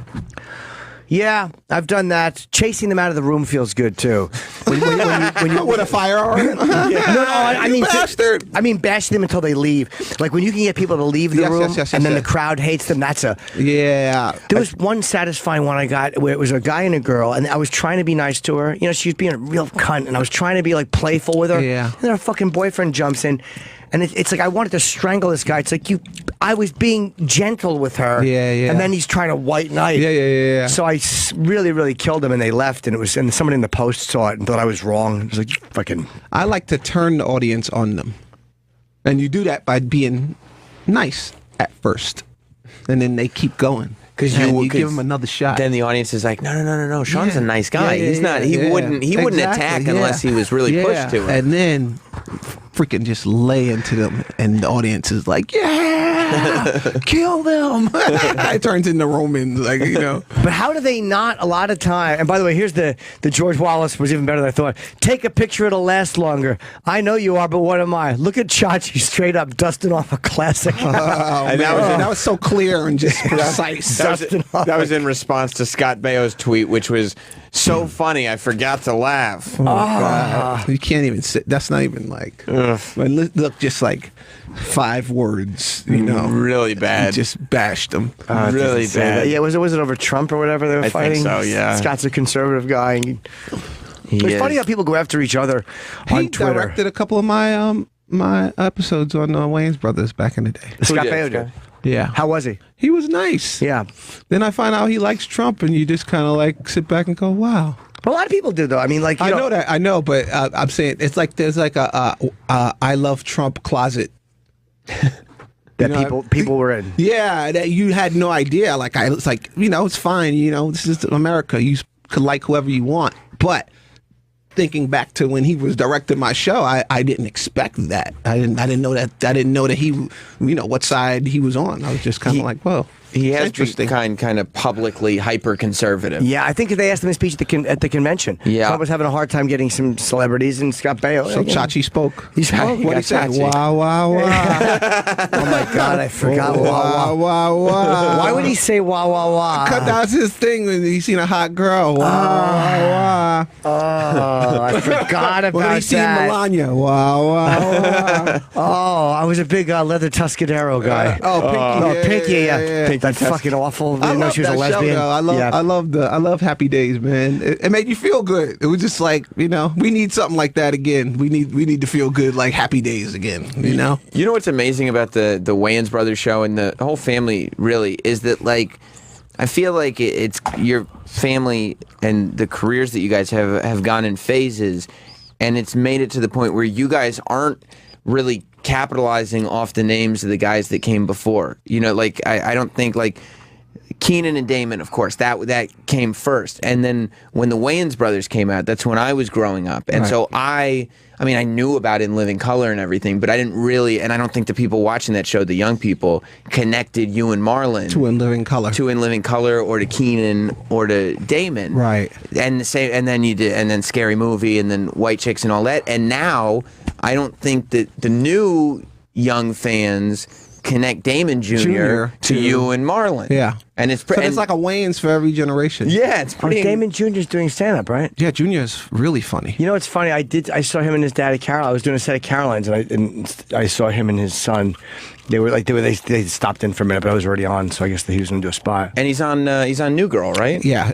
He was on New Girl. He was. I think he's done now. Okay. It's got to be pressure though with the name, because the name is known. I mean, the Wayans name is known, so it's like when you're going up, it's almost like I feel bad for like Rain Pryor or if Kelly Carlin ever wanted to do stand up, which she said her father discouraged her from doing because you're coming from like a legacy of really funny people. Yeah. Yeah, I think it's easier now for some reason.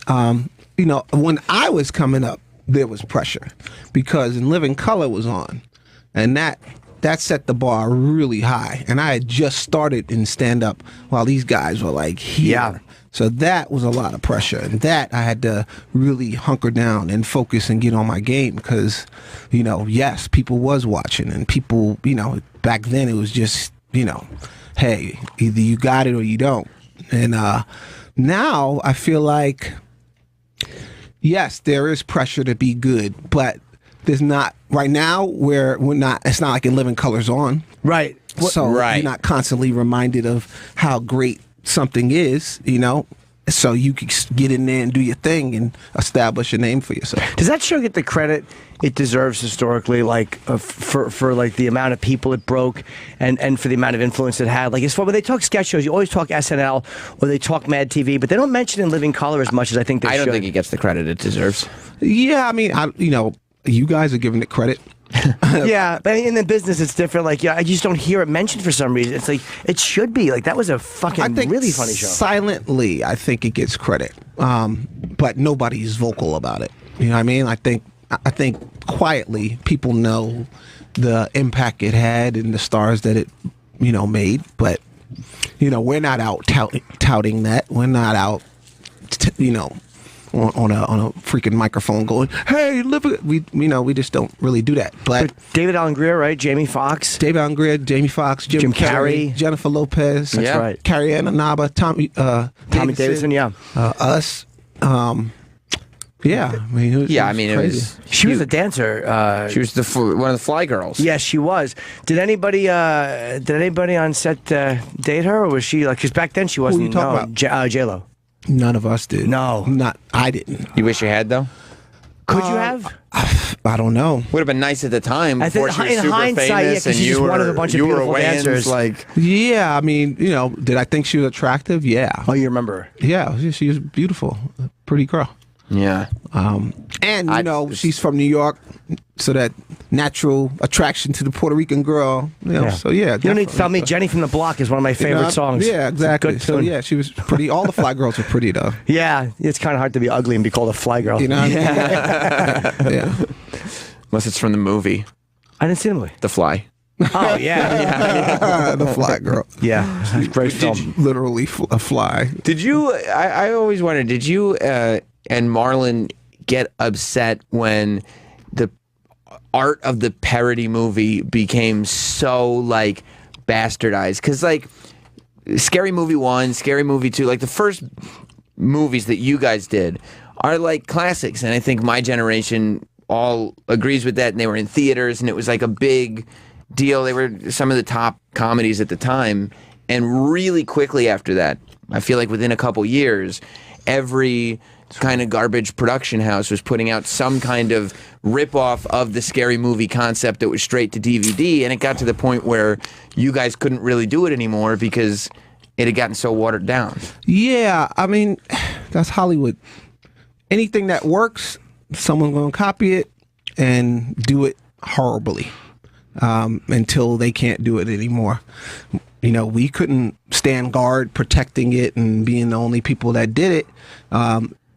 It became a thing where it was up to the audience to do their research and find out who's actually doing it, and then save their money for the people that do it well. But that's not the way. That's a discipline. It's not quite. You have to be disciplined about this. Like, Yeah. wait, who? Oh, no, not those two guys. They ruined the last 5. So you got to be really, you got to be alert. Were we upset? No. Was it annoying? Yeah. It was annoying. It was definitely annoying because what was annoying about it was the way they marketed it was they made it look like it was ours. Yes. Logo looked like exactly the same. It just became, it was like, okay, this is horrible. But then Judd went through the same thing with all of his movies being, kind of watered down and ripped off versions of the 40-year-old virgin. Yeah. You know what I mean? So it just happens. That's just part of the game. Farce movies like that are very hard to make well. Like Leslie Nielsen was great, like The Naked Gun. Yes. I think it's a matter of being fairly, like accepting whatever crazy shit just happens and then immediately going back to what you're doing. It's like almost not acknowledging the insanity around you. And that's just one layer of it. It's honestly, I would say it's probably the hardest comedy to make is a parody because when you do a regular comedy, you're telling more of a story and you have time to set up your characters and you're going on a journey and paying off the arc and all that stuff. In a parody, you got to have like 2 to 3 to 4 jokes per page throughout the entire movie. So you got like a 88-minute movie and you got to have 4 jokes per page constantly going. And it's got to be funny too. I mean, it has to be funny. The risk of cheese in a parody movie is so high. You can lose the audience with 2 cheesy jokes. Then the movie becomes the horrible parody movie. And I've seen it done poorly in certain projects, and it's like it's too over the top, and it's like, no, it's not. It's not real enough. It's too crazy. I don't believe this world these people are in. Yeah. Like I said, when it's done bad, it's hard to watch. But when it's done well, it's like really, really cool. There's a scene in I don't remember if it was the first Scary Movie or the second Scary Movie where it's like a takeoff of, I don't know if you saw Scream 2, but in Scream 2, one of the characters puts their ear to a bathroom stall and gets stabbed in the head. Yeah. That was me. And then, But in Scary Movie, Shawn's character puts his ear to a glory hole and gets stabbed with a dick in the ear. And he's just like, ooh. And the dick just comes. That is...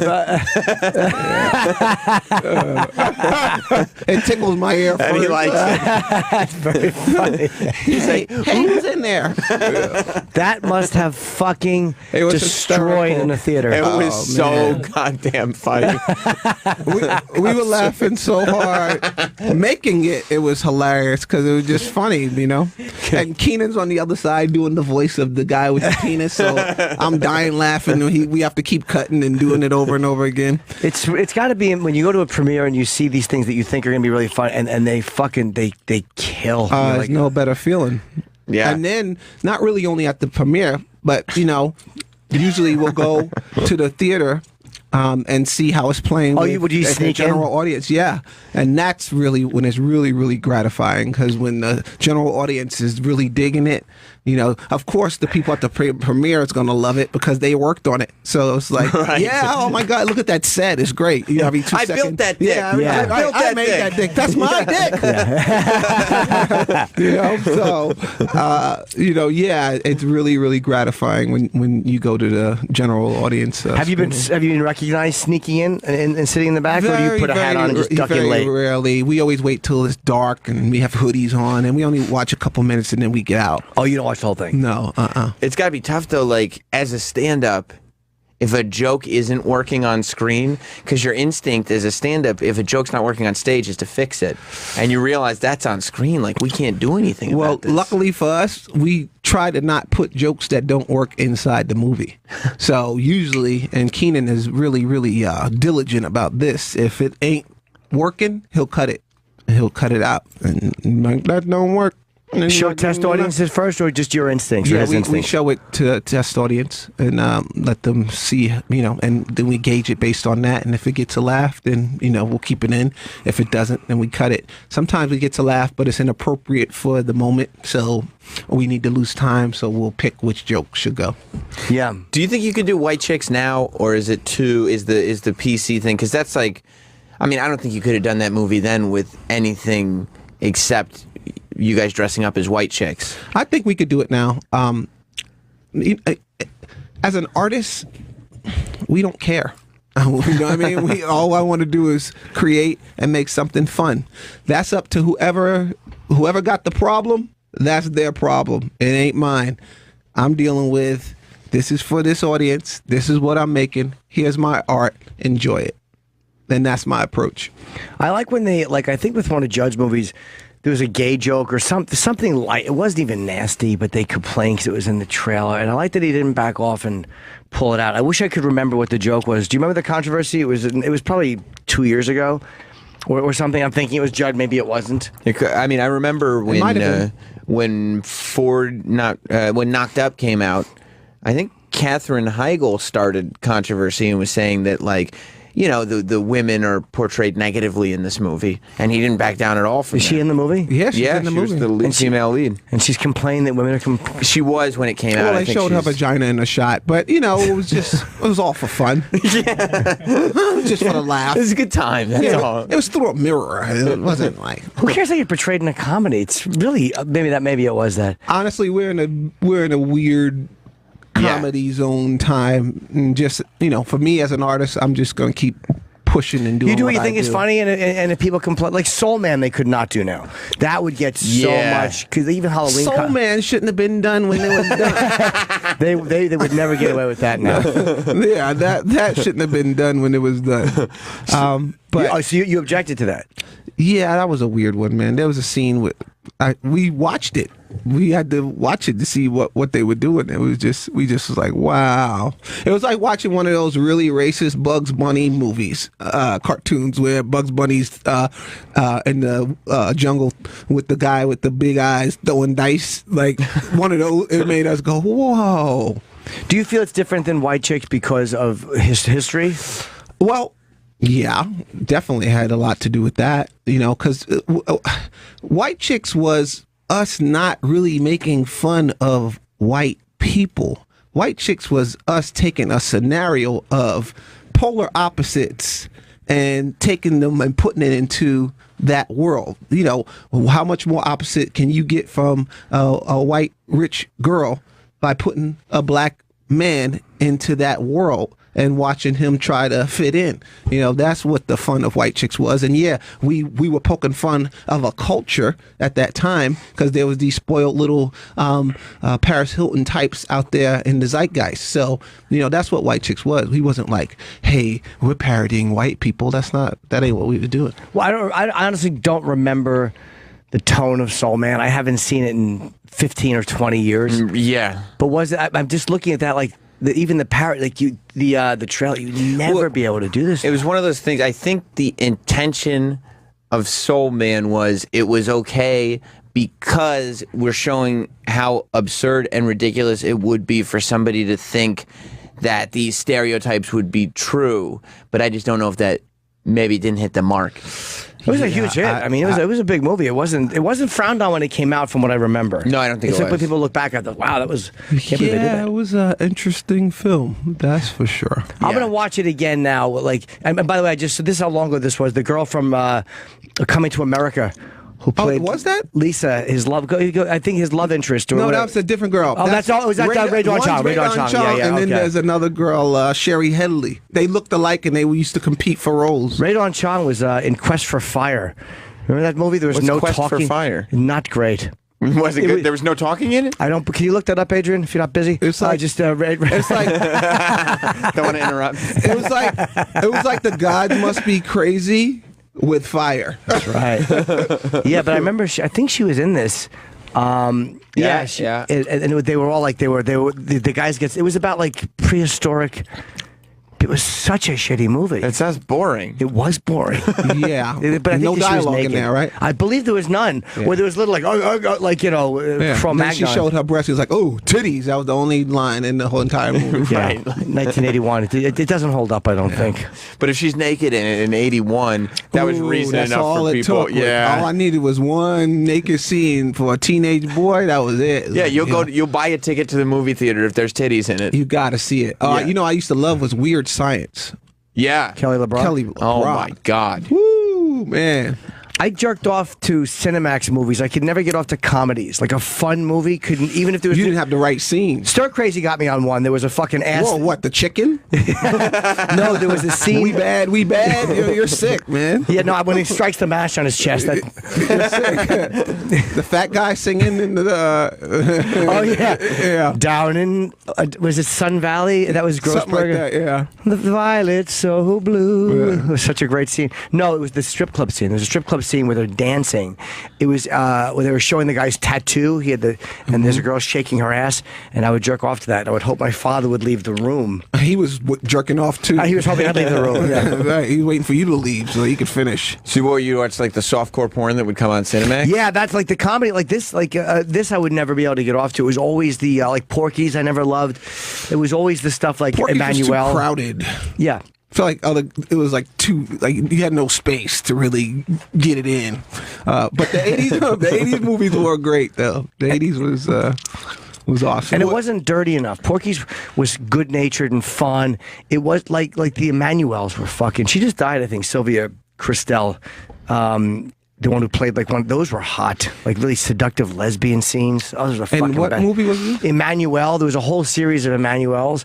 That was like wow, the one. You knew everything. Yeah, Yeah. That's why the 80s movies were so exciting to like me, because I didn't know anything about these Emmanuels. I was just like, you'd watch Fast Times and you were like, oh my God, is she gonna take off her time? Is she gonna? She did it. You was jerking off the hey ooh. The Breakfast Club. He was jerking off the Breakfast Club soundtrack. There was no nudity in that, was there? No. It was not at all. You was waiting for it. I sure did. Yeah, I love that Emilio Estevez to show some tits. No, the hair getting ripped off the ass. Who didn't come to that story? But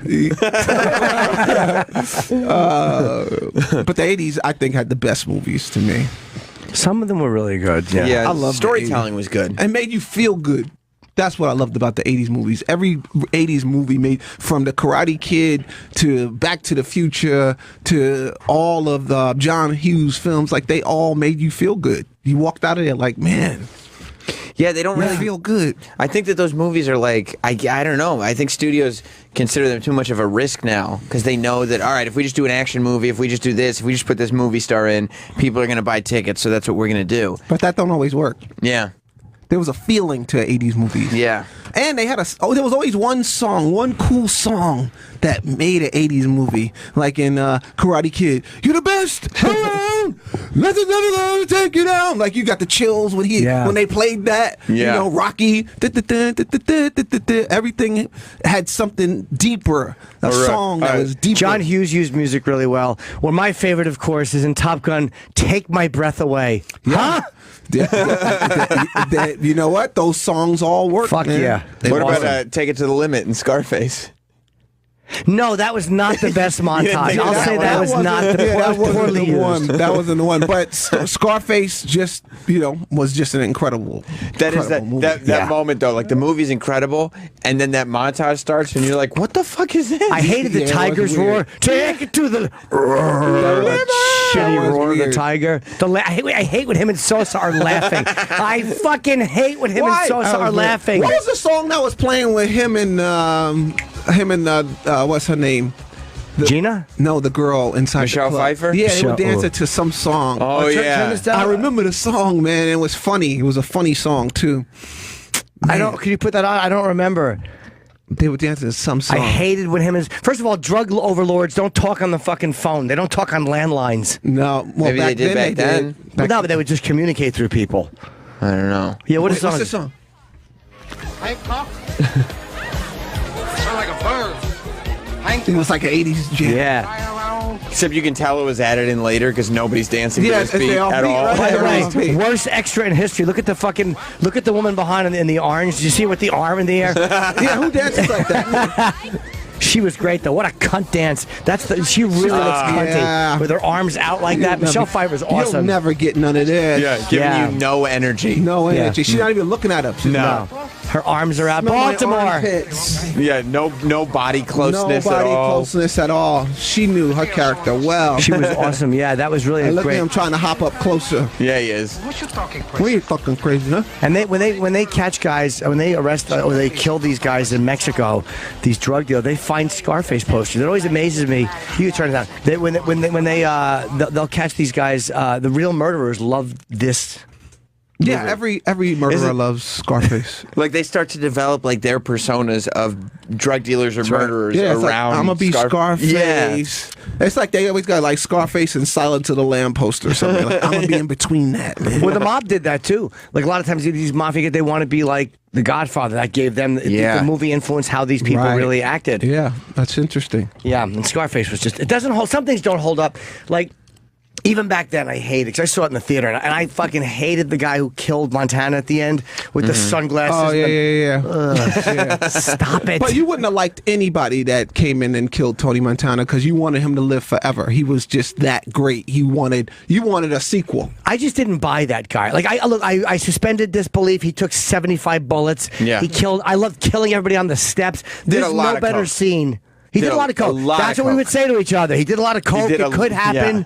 He's fucking doing blow. Yeah. Maybe he just doesn't feel it. Right, right, because that's what would stop you from getting killed. Oh, I didn't feel it. And then when his sister got shot in front of him, like, I want to take you. Come on. Yeah. That was crazy. Oh, he was so great. Stupid Angel Salazar's knocking on the door while he's holding his dead sister. Yeah. Great film. What a film. A short guy with a leather jacket and a turtleneck does him in. That's what you don't like? I hated the mystery. This guy, look at this with his gloves. Yeah, I hated this guy's outfit. Like, there's that one creepy guy with like the long hair while that music. Yeah, I didn't like the score at that time, that particular moment, right when they were about to get down with the shooting. I didn't like that. Yeah. It sounded too almost like they could have went into Beverly Hills Cop.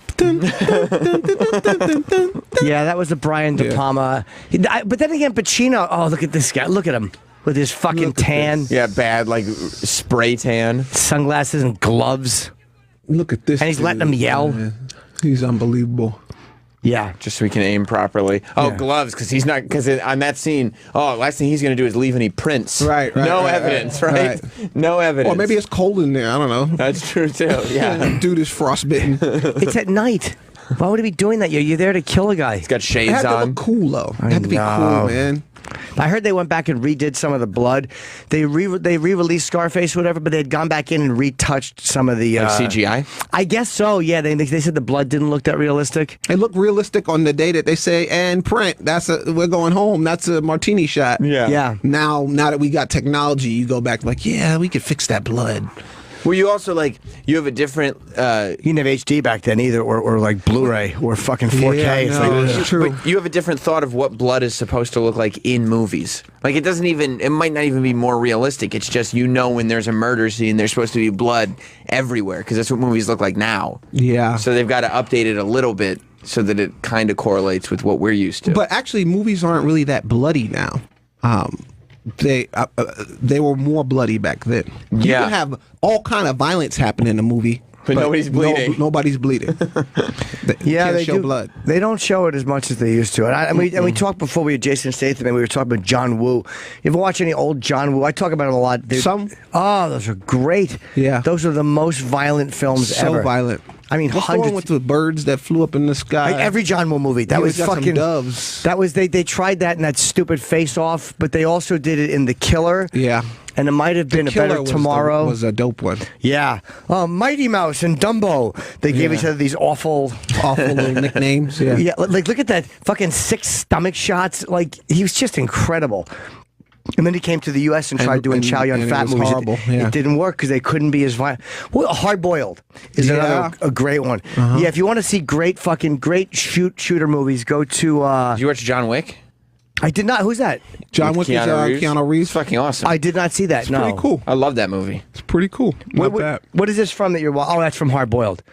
Okay. I didn't see part 2. How was part 2? I haven't seen part 2 either. Yeah. I just love part 1 so much. Did you know you love part 1 so much that you haven't seen part 2? Isn't that weird? You know what? I don't want to see anything else. Part 1 is my baby, man. That's the thing. Like, don't ruin it. I don't want to spoil it. Well, I like the first Taken movie a lot, And then the second, the first Taken movie stunk. Taken 2 and Taken 3 are terrible. Everyone liked it. I hated it. I liked both of them. Yeah, 3. I thought part 3 was the one that wasn't that good, but part 1 and 2, I loved it. I thought it was great. Taken 2, like I think Taken 2 is the one where he's like in Paris and he's like throwing a grenade over here to distract attention that way.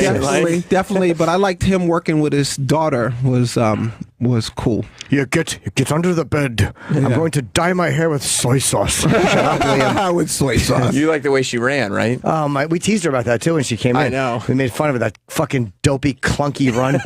Fucking idiot. Hilarious. He brings, what kind of gift did he bring her? This dog shit, like sing thing? Yeah. This thing to sing in, and her stepfather buys her a pony and she fucking clunk runs. I hated that. I thought the wife should have died earlier. She was kind of annoying. I feel about that in most films. she was kind of annoying. Why did she die did she die in the first one? She died in the third one, I think. Yeah, she definitely didn't die in the first one. I don't remember. Yeah. I blocked it out. I saw the first one. But there was another one Patrice liked. Patrice had shitty taste in movies.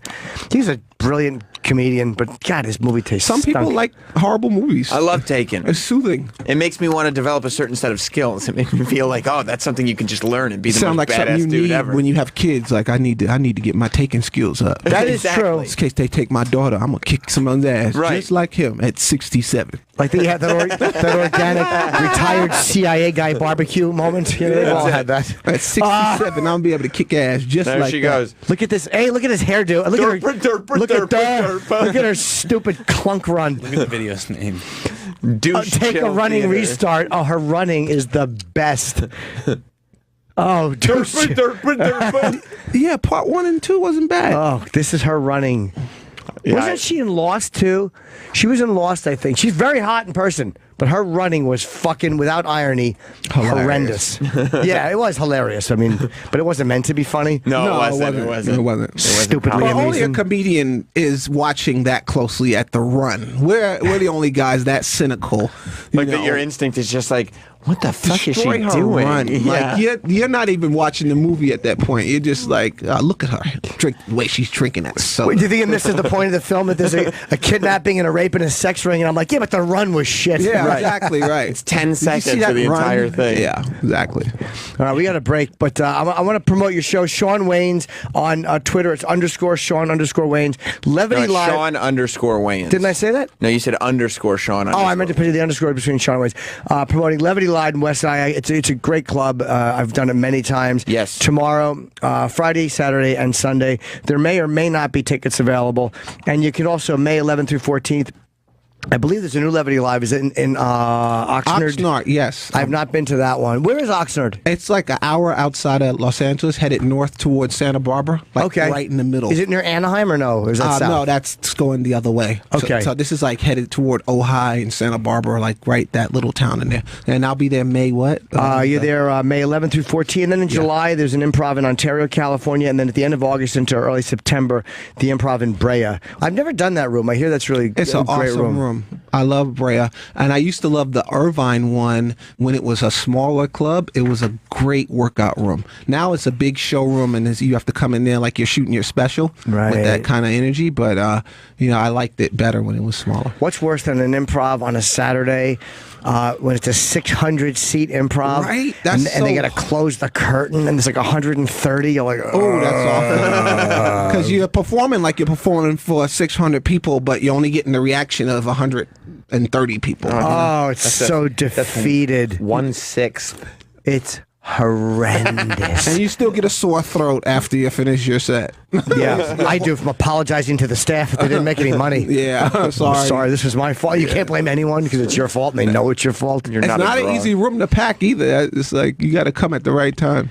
Yeah, that's a fucking horrible feeling. But this weekend it's West Nyack. Yeah, West Nyack. That's Levity one of the Live. best clubs. The food there's a great amazing. club, We always say how great and the food is. the people, the staff is awesome. Yeah. The guys that run it, top notch. Yeah, it's a good place. All right, we'll be back, and thank you, man. And we got Tyrese Gibson coming in, and we'll be back shortly. Thank you for having me, guys. Thank you. All right, buddy. All right, when I come back on, I want you to say something. I'm going to just launch into a couple of, I got a couple of fucking improvs I'm going to do. What do you want me to...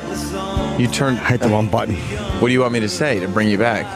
To set up the improvs, as you said. Just say something like, what's the name of that fucking film that they're doing? Who's doing? Tyrese. Oh. We're going to have Tyrese Gibson. You don't say. Yeah, he's in the film Oh, I hadn't heard that. Fate of the Furious. Oh. That's your improvs? No. I thought it was Fast and the Furious. I was going to go, that's how I fuck. It's called Fate of the Furious. Oh. It's the 8th movie in that series. Cool. Fast and the Furious series. Yep. What's the matter? You smell that gasser? Oh. You Smelled a little bit of it? Sorry.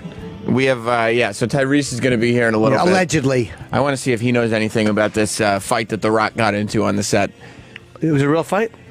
Well, apparently it was about Vin Diesel when he was Instagramming. He left a long Instagram comment about how he likes to just bring it, but some of the other cast members do not. When the movie was being filmed.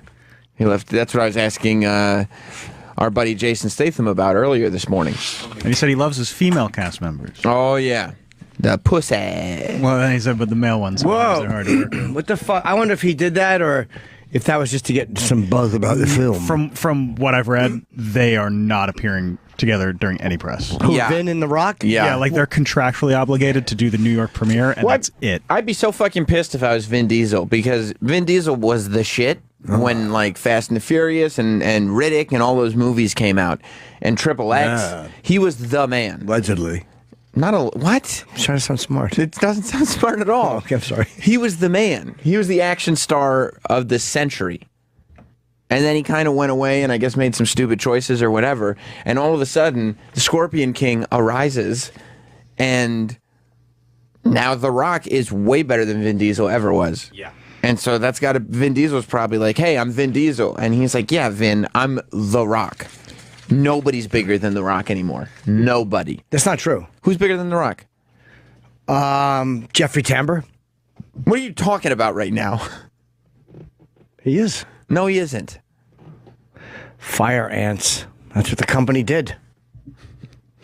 So stupid. You didn't like my joke? No, you just said the word fire It says the ants. Scorpion King fire ants. What says the Scorpion King fire ants? The computer. It's theater of the mind. Oh, peckles. So yeah, Tyrese is coming in. At some point, maybe tomorrow or next week. Not Saturday. Yeah, it won't be Saturday. We're here Saturday. I'm going to start saying the days of the week like that. Why? It's Saturday, Sunday. We'll get an update from Hot Dog. You know, I saw him last night, by the way. Came to the Fat Black Pussycat. Thank you. I keep forgetting to plug my gigs. I got Baltimore at the end of this month and the end of April, 20th, 29th in the Borgata, August 5th. 2 shows, I forget. 6 tickets gone already. Oh, more? Oh, yeah, my dad. 3 a show. And then I got, I guess, some stuff overseas and whatever. But so you saw, I saw on Instagram that you saw Hot Dog last night. He brought a nice piece of tail with him. Brought a couple of young ladies with him. Yeah, we didn't talk much. We said hello. I heard him yesterday after the show ask if he could go to your show last night and maybe you could treat him like a big shot.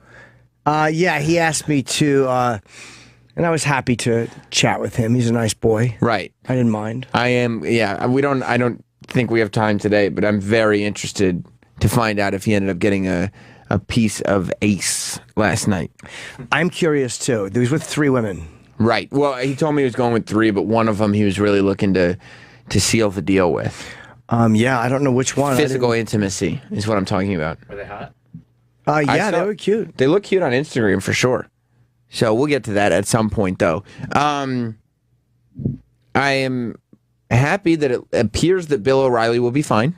Yeah, things were looking bad for a while, but he's doing well now. I mean, he's only lost 40 out of 80 advertisers. Well, I am seeing in this article, it looks like an updated count. It says Bill O'Reilly has lost 50 advertisers in 2 days. Oh, okay. So things are at least starting to slow down. It started with 2. Right. Now it's 50. They're going to have to start running Best of the Factor in the middle of the breaks just to fill out the stop signs. Absolutely. Just like here's a highlight from Talking Points memo from 2 weeks ago. I'll bet you right now I could really get a fucking good deal on O'Reilly. I want to advertise something. Yeah. Jim Norton coming to a town near you. That's it. But here's why I think he'll be fine. H&R Block left A lot of people have left. The president, on the other hand, of the United States of America. At least he didn't put his dick in his mouth. Right. Our president has actually decided that he has aligned himself with O'Reilly on this. Fucking idiot. Yes. The president of the United States believes that not only should Bill O'Reilly not be fired, he thinks that Bill O'Reilly made a mistake in general when he paid out $13 million. Trump, here's what Trump should have said. If he didn't do anything wrong, he shouldn't have settled. That's not what Trump said, though. No, I know. He's a fucking moron. It's like, this has nothing to do with you. Right. Shut the fuck up. Well, Trump said Bill O'Reilly is a good guy, and he didn't do anything wrong, so he shouldn't have settled. Yeah. And it's like, Trump, like, you can't just call your coworkers and talk to them about your Caribbean shower fantasies, you know? You can't talk about Balinese women. You just can't. Yeah. I don't know what he's thinking. You know, some women don't want to hear about loofahs and dildos and falafels. Bill O'Reilly's not a good guy. You don't think so? No, I don't. Evidence would indicate that he isn't. But Donald Trump seems to think he is. It is incredible how much Fox News Donald Trump is watching.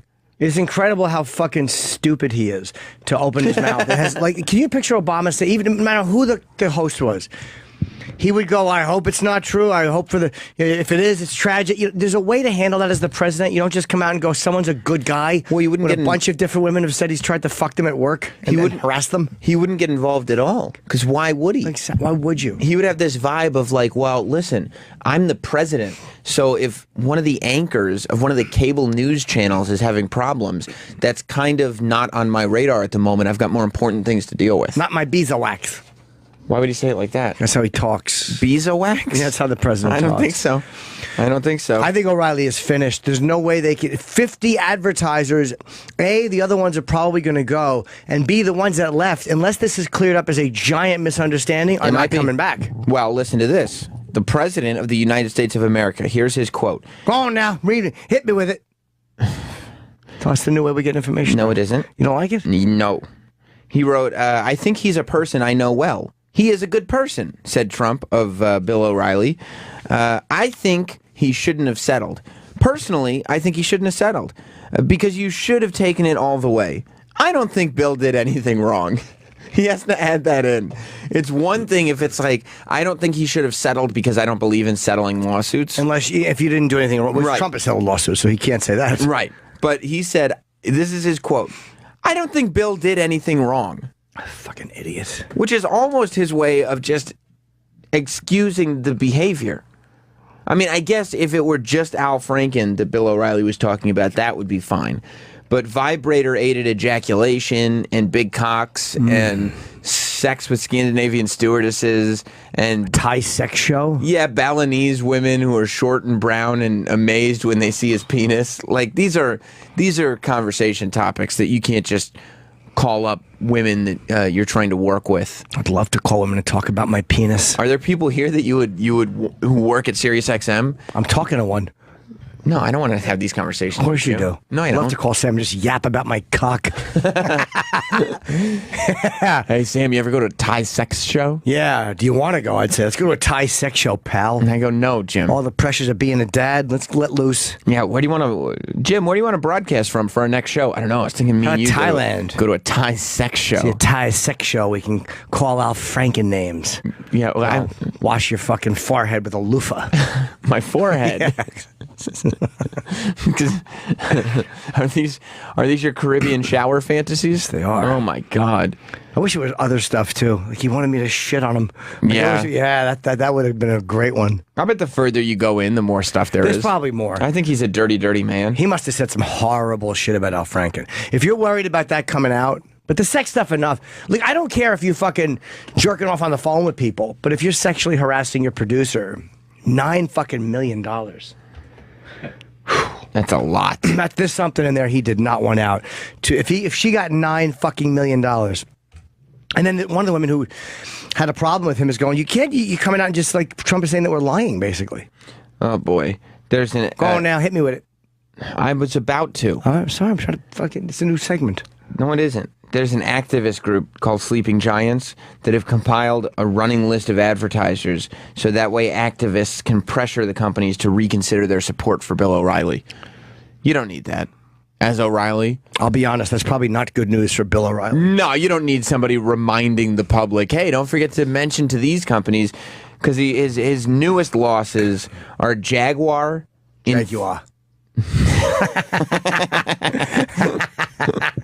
Now, Infinity. Oh, man, forever, yeah. And Geico. Oh, those commercials are so funny, too. Hump day! Yes. Hump day! You know what yesterday was, Jim? Wednesday. AKA? Hump day! Hump day! Wait, what was yesterday? Go on now, hit me with it. Travis Dog? Derek did it in here. Ew. So loud that I heard him through my headphones. Ew. Hit me with it, D-bag. Hump day! Into the mic. We can't hear you. Come over here. To do it loud over here. Hot Dog, back him up, buddy. Hot dog, get over here. Hot Dog, you too. Oh, Roland's actually not talking to the person. He's talking to the food product. Hot dog, get over here. He's hungry. Pointing at his asshole. Hot dog, get in there. Puts it in his bottom. Yes, he does. Big bratwurst. Is it because it's phallic shaped? Yeah, like a dick, but it's not big enough. So he needs a pack of hot dogs or 3 or 4 bratwurst taped together. And what day shoved does into his asshole? What day does he do it on? Every day. Middle of the week, usually. Oh. Wednesday. Pack a day. Hump day! Hump day! I despise all of you.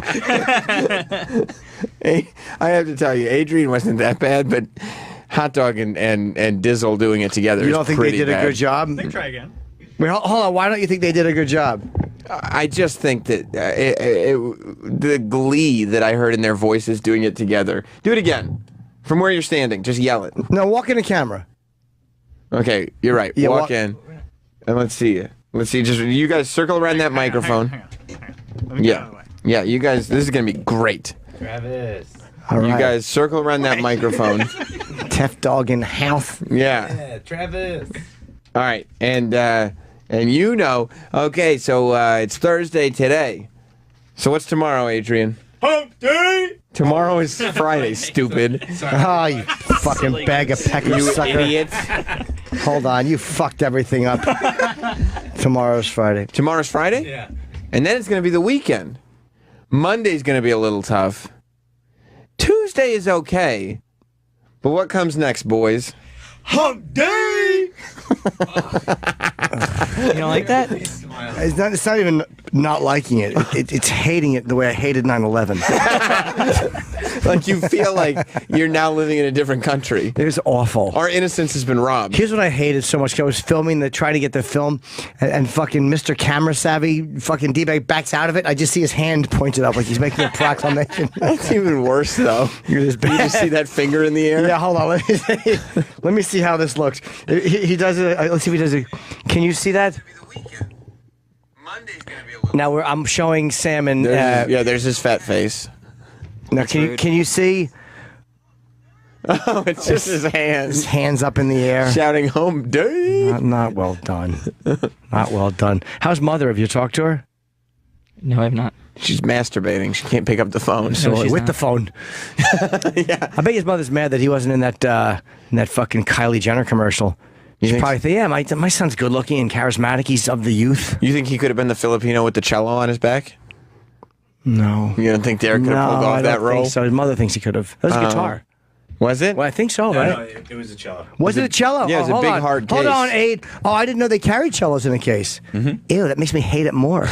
Yeah, he was in the beginning of the commercial playing cello and sweating. Oh, okay. Looking hot, too. I actually feel bad for Kylie Jenner. Because the Pepsi yanked the ad, and they apologized. Sorry, Kendall, whatever. They yanked the ad, they apologized. But she's devastated, they said. Yeah, well. She didn't know, though. She's just a fucking dopey 21-year-old who probably thought it would be socially important. I feel bad for her. She didn't sign up to be a cunt. Like, she's like, okay, we're going to get a message out there. But at what age do you have to know what you're doing? Well, she probably, again, she didn't direct it, so she probably didn't. Again, when you're 21 and you're an idealistic person and you live in that bubble, you're not looking at the how fucking shallow that looks from the outside. It's more the people that wrote it and put it together. No, I'd still eat her asshole. It's more. I would, them, right? but Yeah. I need I don't feel bad for. She's so. They said she's devastated, and I feel Well, she like, should be. She made a terrible mistake, but that doesn't Yeah, I feel bad for her. It was a stupid decision. It was a stupid decision, but that doesn't mean I don't want to put my dick in her cunt mouth and ass. Well, that's the thing. Like, to quote my old security guard friend, a lot of the sympathy for Kendall Jenner is revolving around the fact that she's real pretty. Yeah, that is it. I mean, but she like put her face on something. She's humiliated, and she probably feels bad. Adrian, what makes you feel bad for Kendall Jenner? Go on now. Her personality. And? Everything about her physically. Would you make love to her? I'd eat her poop. Would you really? No. Why would you eat her poop? Now let me ask you a question. Would you let her? If she said open toilet and squatted over?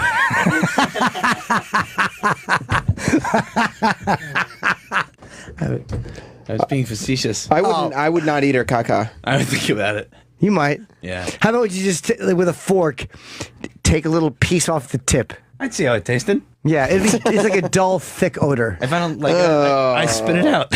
Oh yeah. If I don't like it, I'll spit it out. You wouldn't let her just drop the log directly into your throat? I mean, that's no. And half it would question mark on the side of your face.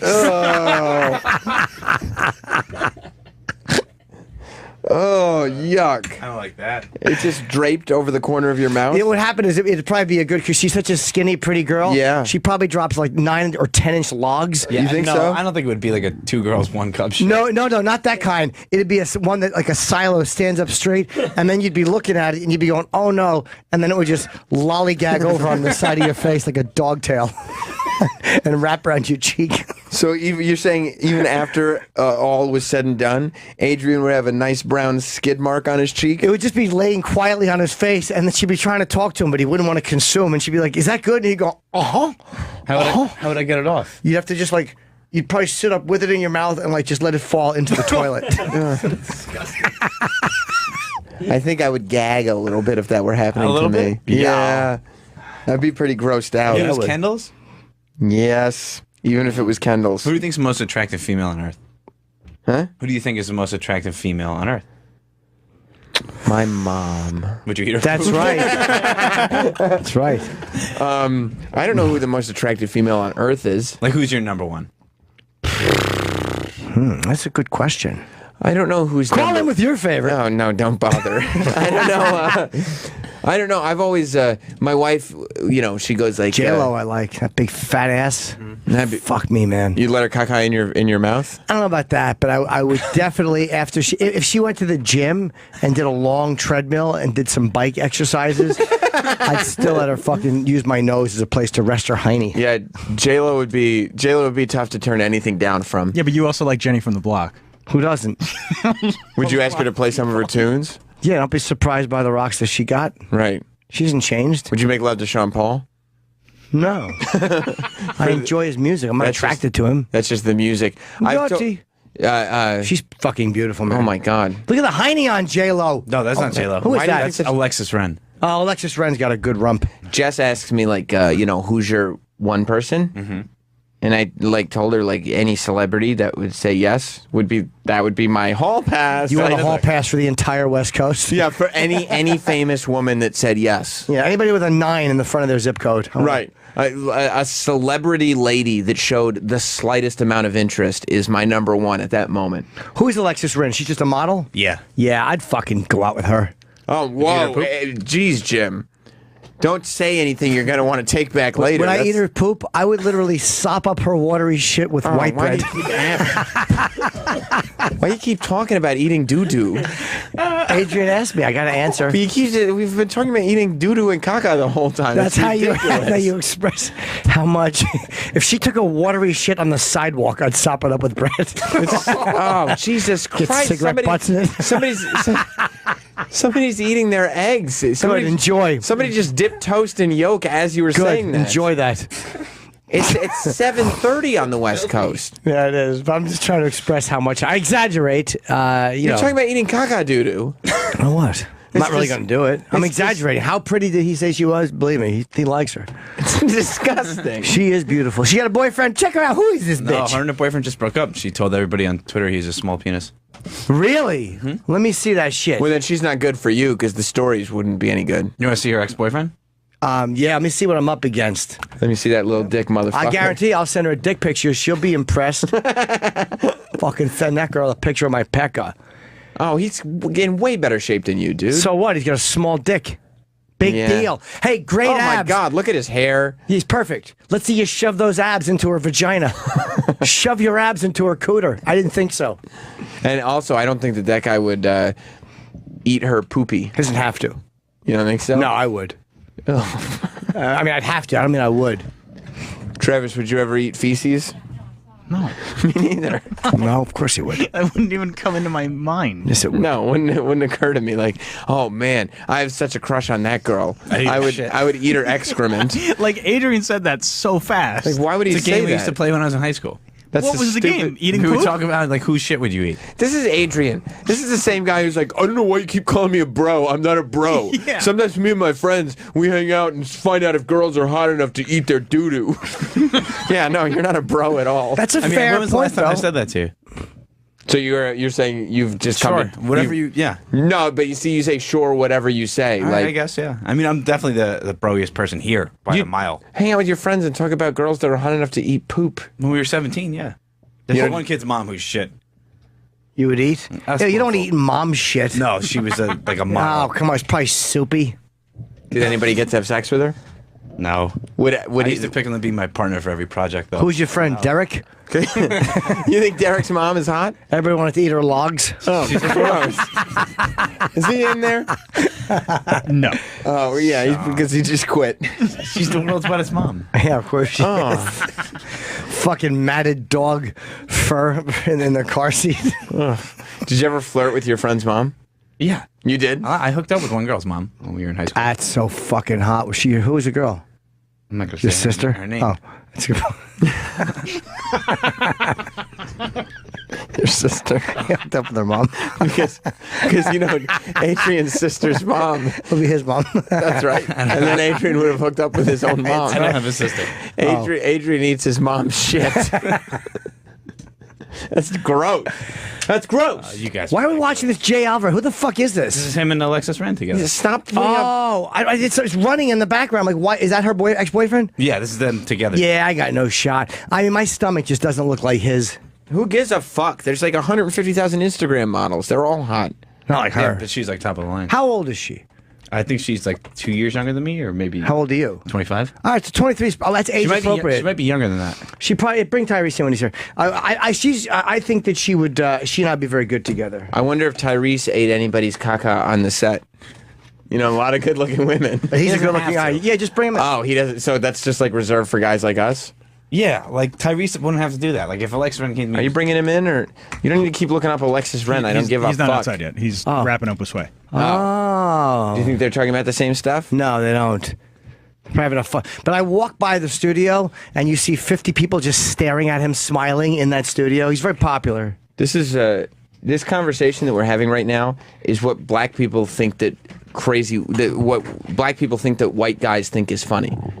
Bunch they're of white right. guys sitting in a room talking about eating shit. And they're correct. What are they doing? We do think it's hilarious. It is funny. Yeah. I love it. It is funny, right? I wouldn't have this conversation. People say I look like a white Tyrese. Nobody's ever said that. I've heard that. I can see it. Thank you, Adrian. No, you don't. Your body's different. You don't have the same facial Is structure. he in good shape? Great shape. Yeah, much better shape than you. Oh, so a lot of people are in better shape than me. Wow, yeah. How do you get your abs like that? Tyrese, your abs are too much effort. I don't know. I'll tell you this. I wish you had a tattoo like that. Right on his belly button? Yeah. You can pull that off, Jim. Show me the underwear shot. Right there. Oh, that's not Tyrese. That's not very Just impressive. another hot dude. Yeah. Here's the thing about Tyrese. He's hungry. I don't know what that means. How was that? Was that good? Like he said, he's hungry. Yeah. What's that from? Oh, the microphone, dude. You're talking to thin air. He's just mumbling. I don't know. You're just mumbling words into the You are. the You just get atmosphere. excited and you start mumbling. You're talking. Like when you shouted Hump Day in the room with no mic on. Yeah. Do you talk back to the radio sometimes if you're just listening to the radio? Like when I'm alone. Oh, hold on. Hey, Yeah. number 5. Hold on. Daddy made a mistake. Yeah. Okay, Daddy. It's okay, Daddy. Daddy made a mistake. Do you sometimes, like if you're just listening by yourself, will you just talk back to it? Sometimes. I'll laugh audibly though. which people think I'm weird on the train, like laughing to myself, but I won't talk. Literally every person does that. Yeah, Okay. everyone laughs once in a while. If they think something's funny, they laugh. That's usually the way it goes. Like they're like, "Oh, that's funny," and they acknowledge it through laughter. A lot of times. That's true. Right. But when, right. when you're just standing there on the subway and you go into a little fit of giggles and joy, people often look at you like you're fucking crazy. What's we hungry? Let me see it. We hungry. Like he said. We hungry. Hey, man. You got something to eat up in there? We hungry. Ooh. What movie is this? Make it. This is the original called Fast and Furious. Oh. I'll personally hand you 100 G's at the finish line. Make it 100 G's a piece, Poppy. Oh, shit. Well, has he been in all of them? No, he's been in like Obviously. 3 or 4. Your pockets ain't nervous. Hey. Don't advertise me. Who's that Ours guy? are empty. One of the characters in this. Like I said, And that's Paul Walker. we hungry. Who's that lady? That's it. Eva Mendes. Eva Mendes. She's fucking hot. Yeah. Yeah, she's married to Ryan Gosling. He's not that good looking. Yeah, I don't mind when I see that good-looking people hooking up. It makes sense. It makes the Especially world. since Ryan Gosling is the fucking man. Is he? Yeah, he's the man. What? Yes. He's fine. No, he's the best. I like what's his name better. Who's the one that played Deadpool? Get Ryan the Reynolds. fuck out of here. Oh yeah, I like Ryan him. Reynolds is better. Oh, please. You guys are fucking crazy. Yeah, I think so. Have You we guys- interviewed Ryan Gosling? No, yeah, right. Please, I would have been here. I don't like his tight slacks. Look at Adrian in pants. Little tight legs. I hate to tell you, we're looking at a shirt. He's not wearing. He's topless. Ryan Reynolds. That's not what Adrian looks like in pants. That's Ryan Gosling. Right. Right. Yeah. Right. Very clearly. Yeah. Not Adrian. Ryan Reynolds looked better than that. Get the fuck out of here. Plus, he's funny. Boy, wait, so I thought that was Tyrese for a second. It was hot dog. Look at his strut. Do you fuck one of those girls? No, No, of course not. Oh, I can't wait to talk to him about that. You made him look like a big shot and everything. I don't know. I mean, it was a decent set last night. And he still couldn't seal the deal.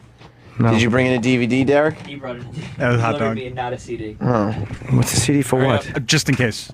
Case of what? Oh. In case we guys go go late. over. Yeah, because he's. By the way, we're considering running the AJ Mendez Brooks interview that we did yesterday. That was a great interview. She was so honest and fucking great. Yes. Other people complain about if we have too many UFC fighters around. She was just, it was a real interview about mental illness and her life. She was so great. You should definitely listen to that one on demand. We're considering, if we have time, running it tomorrow on the show. At the end, yeah. Maybe, because it was really, really good. But Married to C period M period Punk. She's great. there's no periods. It's just CM. C period M period. There's It's an no abbreviation. dots. Come in it. Punk. It's just CM. Just saying It's his a name. C and an M, and Welcome that's back it. to the area. Why do you have a T-Bag little- just walked What do you have back a in. plastic knife in your mouth for? Great to Hold be on. here. Okay, it's good to have you. Excuse me? Why do you have a plastic knife in your mouth? I don't know. Why'd you Oral bring that? fixation? Yeah. Oh, it's like the little nipple. Yeah, well, Like a yeah. little baba. Why'd you bring that CD in? In case the interview went over. When are you gonna put it in the recorder? Yeah, why Right you just now. spin it on your finger? How are you gonna put it in the recorder if you're sitting there yapping into that That microphone? is a good point. You're not doing. I was addressed. Go on now. That's how you get people moving in this room. Yeah, good for you. Where you going? Did you toot a little over there? I did not, Hey, then why are you waving the air like he stinks? because he's hoping I tooted. Give him a What are you little. doing? Give him a little. See if you can squeeze. Hurry up. See if you can squeeze one out while he's over there. There's nothing I would love more How great would that than to be? cut a gasser on the top of his head. You know how hard I would laugh if you just unzipped your pants and started pissing on Derek right now. Oh. Jim farted on Derek. Travis, you see Derek just get farted on? Yeah, he's still putting in the CD, but there's It was fart a on little his head. one. That'll teach you to be quicker. I was so close to my fucking ear. I have to be careful here. It's okay if a little log rolls out. I'm in just dangerous territory. I don't know what the fuck is happening with this guy. Yeah, where's Hey up now. He's in shade still. Still? Yeah, he's still in there. Oh boy. Well, can we ask Roland? Do we have an ETA? Are they still on the air? I think so. Yeah. They would tell me any minute. Derek, march in there and the pull him out. on-air light's still on. All right. Well, if we miss him, we miss him. You don't think Derek's really going to march in there and pull him out? I would love it if he did. He's too much of a chicken shit. I'm sure he's not actually going to do that. They might fire him. That's fine. I'm watching. You'd be okay with that? Yeah. Yeah, we got hot dog. Yeah, hot dog's right there. It's no problem. Let me ask you a question. Is he still on the air? I didn't know we were doing that. Either. Yeah, Yeah, why not? Everyone loves it. You know he's still on the air. Yeah, you he just is. I you just just said it. asked Hey, that. take a peek. Get back. He doesn't need to take a peek. That's a new bit on the show. You guys only do bits on the show? What's No. the bit? That's the get the attention bit. There's go on now and It's a bit stupid, is what it is. And hit me with it? did I say hit me with it? Isn't that what you told Sam when you wanted information? I don't remember. Thank God. Don't remind him. Don't I remind forget him. these things. Let him I'm forget. getting older. My Oh. memory is starting to suck. Huh? All right, lights off. Whoa! right. The door's open. I think he's coming out of the studio. You're late. Oh, wait, that's not Tyrese. That's another guy. Oh no, hot dog. No, it's not. Hot Dog doesn't look like Tyrese. He was with 3 girls last night. He had to Tyrese? have fucked one of them. He had to, How right? did he not? I don't know.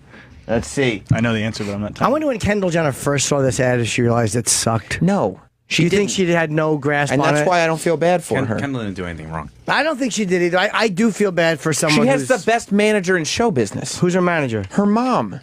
That's true. She's Trust me. devastated. She's got there's nothing to feel sympathy for. Tell It's him not to- going to hurt her career. It hurts Pepsi more. Tell him to get the fuck out of that studio. Exactly. Come on. What's he acting like he's everybody's friend for? Tell Sway. He was a nice guy. I'm sure he's a nice guy. Who's hugging? I see Sway hugging. Sway's a hugging guy. I know he is, but let's get him in here. We're going to run out of show. Look at that jacket. Sorry, we'll air it in the replay. Fur All right. collar. Hurry up. I got to piss. Take a piss. Cool jacket. Is he coming in? Hey, Got a Fez. fur collar. Oh, I saw Ronnie Bennington last night. Ronnie Bennington? Yes, I saw Ron. Oh, the door's open a crack. All right, cool. I On think air. I think this is gonna happen. Just him? I think this is gonna happen.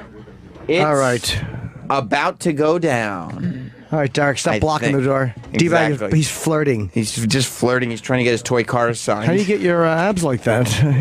Trying to get his Hot Wheels signed. Thank you. All right. What's going on, Hello. man? What's happening, my man? Welcome to How the are show. you? Man, y'all need some air freshener. This motherfucker, somebody been farting or something. Okay, Yeah, Tyrese, it's we him. have an explanation. Please, somebody. the- dude right there. I'll explain to you what happened. It's serious up in I know, it's terrible, right? That's Derek, right? What's Yeah. up, Derek? He was just crouched down under the table, and when he crouches, when it you know how do you have any kids? I do. I have You a know, daughter. you know how when when a baby's got gas, you fold their legs up like the gas gets out a little Yeah. easier of their ab.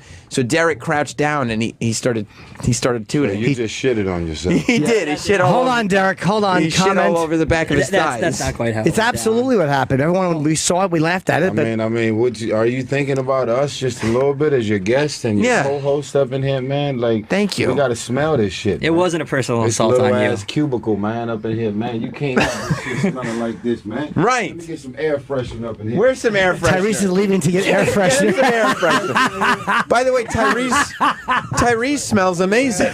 Oh, give me this, man. Get out of here. Yeah, take a walk, Derek. You got shit all over your thighs. Thank you very much. Thank you. God damn, we needed you a long time ago, Tyrese. This is the guy who takes over Yes. a room. Yes. Man, who does this? I don't understand it either. It's disgusting. It's ridiculous. We don't disagree. Yeah, we don't need to be in your gas chamber, Derek. Yeah, exactly, man. Yeah. Nobody want to get to know you inside out, man. Yeah, it's Right. really inappropriate. We Yeah. apologize. Plus, you put on some cologne this morning. You freshened up. You don't need to I leave came here. up here to really do my thing. You know what I'm Right. saying? I came looking right, smelling right. Right. And he gonna come over and put his ass on the floor. Right. It's With just it. very rude to the guests. Yeah. It's ridiculous. It's not Nobody wants to intentionally smell rude. that. Right. He's got his dirty hoodie on with his shit all over his thighs. It's Yeah. it's, All right, it's, man. it's disgusting. Let's go Nervous to the little stomach. bathroom. He did it right before Jason. We had Jason Statham before. He just gets nervous when celebrities come in. He doesn't know how to handle it. Oh, And he starts farting. I understand. It's gross. I know he It's is. all right, It's man. really gross. We got love for you, man. Just clean it up. Go get some baby wipes. Yeah. Yeah. You know. Were you on the set for when The Rock and I guess Vin Diesel were having their issue? Or did you see that happening and just try to avoid it, or did you not see it happening? I don't know what you're talking about. I saw it on Instagram. I It was know on it's a Instagram. thing. I don't know what you're talking about. I wasn't on the set. I don't know nothing about nothing, man. I came here with a white flag in my hand with peace. I went to media training. So that was it. Like you really asked the question the right way. That was really good. Well, you do have to ask it. I mean, because he did. Normally, it wasn't something that when Christian Bale had that thing, it kind of sneaks out. But Rock actually put it out himself.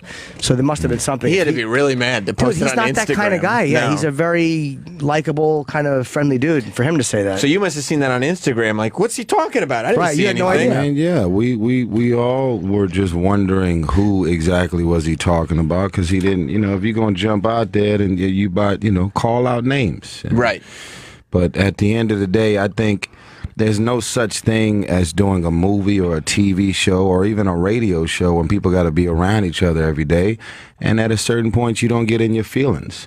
But it's not supposed to end up on a timeline. How do you handle that if you have it? Do you just kind of keep it on the set? If there's ever a moment. Look, I'm a hood dude, man, trying to clean it up every day. So, the Hollywood Shuffle, I don't really play those games. I'll go up in somebody's trailer. Have you had to do that? Of course I have. And normally, is it just a discussion or is it a yelling match? No, I mean, it's a conversation. It really doesn't get to a level of yelling in most cases, because a lot of times, man, folks in Hollywood or even in music, they're not used to people telling them the truth. So once you make them aware of what they're saying and doing and how they're making you feel, they sit there looking dumbfounded like, damn, I had no idea. No one has ever said that to me. So it doesn't really turn into a shouting match. It becomes like, look, man, we got to be on this set for another 7 months. When you said this, when you acting like that, when you're coming off this way, this is how it's making me and others feel. Clean that shit up. Now, do you think that they didn't realize they were doing it, or they're just not used to being called on it, and then You're they had still trying to make it about Van and Dwayne. No, I'm not. I'm honestly not even thinking and about I'm that. not making it about them. I'm really not. I'm thinking in general, because you're saying that conceptually. You're talking about you. I'm talking about in general. I'm not talking about Dwayne. I'm not either. Yeah, I'm saying, do you think people? You said that they go, "Oh, I didn't know I made you feel that way," and I'm like, do you think when they say that to you that they really didn't realize it, or they're so used to getting away with it in Hollywood they're not used to being called on it? Well, I think, like I said, we deal with a generation of celebrities and entertainers that are making so much money, and people around them are making so much money. They create this environment, unfortunately, where if you try and tell them the truth, they get all bent out of shape, which means that's the key word for don't tell me the truth or you might lose your job. And when you're making 10%, 20%, or you're a security guard that's making $3,000, $4,000 a week from doing security on a set, you have some thoughts and feelings that you want to share to someone who's being obnoxious or whatever the case may be. But why would I tell you the truth and compromise my survival? If you want to crash and burn your own career, and I'm making $4,000 a week, if I leave here, I got to go make $100, $200 a week. I'm not going to compromise my money from quote unquote keeping it real with you. So a lot of times the truth just don't reach stars. Yeah, that's a good point. My manager and I talked one time. He told me that this network liked me. He's like, they like you. And I'm like, John, they don't like me. They've never used me. And he goes, but they told me they like you. I'm like, but it's their advantage to say they like someone. There's no advantage for someone to just go, no, we don't like him. Because then it's they just go, yeah, we like him, and they don't use you. I would rather you say you like me and then tell me a couple of things that you don't like and not rob me of the opportunity to clean it up. Right, like point out a couple of flaws that are workable. You can say, like, if they say, I like you, but I don't like your hair. Right. We all know who he's talking to. No. That's not. You're just saying in general, right? In general, yeah. Right. Okay. If they say, you got a great personality, you got a good look to you, but I want to change your hair. Right. Then I don't want you to not give me the gig. Yes, no, we actually want you to change his hair. I don't want you to not give me the gig because you're not willing to tell me that you want me to consider a haircut or a different style. Right. Keep it real. I like you, but I don't like this. Okay, shit. Well, now I have an option to clean it up. Yeah, or to say, fuck you, I'm not going to clean it up. But you want the option to at least make it. Give me the option. Yeah. I mean, there's a lot of shit that I turned down. I never claimed to be the biggest star, but sometimes they approach me about movies or projects and certain outfits they want me to wear. It's never going to happen, bruh. I don't care what, we bring the offer up even higher. I hear you. But I'm a man of integrity. And I appreciate that offer. I could use that money. It's a nice check. It's a nice opportunity. It's nice co-stars, but I'm not saying that and I'm not doing that. Is something that they want you to say, is it something that morally you don't agree with, or does it seem cheesy, or what Just, is? It's anything. When you got a bunch of guys in boardrooms, writers, directors, creators, you know, there's no such thing as a bad idea unless you're trying to bring that idea to a particular person. We've all seen actors and singers sing songs, do music videos, and do movies where they're saying and doing things. You're like, yo, what the fuck were you thinking? Right. Kind of like the recent Pepsi controversy. Literally, we were just talking about it. Yeah. So it's like, at the end of the day, I don't really look at that, and I can't see myself attacking Pepsi. I'm attacking corporate America that don't have boardrooms with enough diversity. You know, if to I get out wanted of the bubble. If I wanted to go to Brooklyn because there's gangs that are fighting and going to war, and I'm from LA and I got peace treaty intentions, imagine me coming in trying to bring peace to a city that I'm not from. I'll be smart enough to have conversations with people that got boots on the ground, real gang guys that's been in the hood, that understand the politics and the sensitivities around what's going on in the hood, so I understand what the mission is, from being in touch with real advice that's coming from people that actually live here. So corporate America, even to this day, don't have diverse boardrooms where they can have someone to step in with an actual voice that's more in tune with the sensitivities around what's going on. So basically, it's the blind, because we watched that ad and it was like, ugh, how could anybody think this is poignant or helpful or meaningful? And it's just a bunch of people who just have zero friends who aren't just like them, and then they see this will be great. Yeah, and you see they're out of tune. Their boardrooms is clearly lacking diversity. That's what it boils down to. You said you're a hood guy. Where are you from? From Watts, okay. South Central LA. So when you grew up, were you like, did you come to a crossroads like, okay, I could go in this direction or I could go in that direction? I mean, when you in the hood, man, your direction is not necessarily a priority, you know? I was just trying. Pardon the interruption, but unfortunately, we ran out of time. Listen to the rest of this segment along with past shows with SiriusXM On Demand. We now return to the regularly scheduled programming.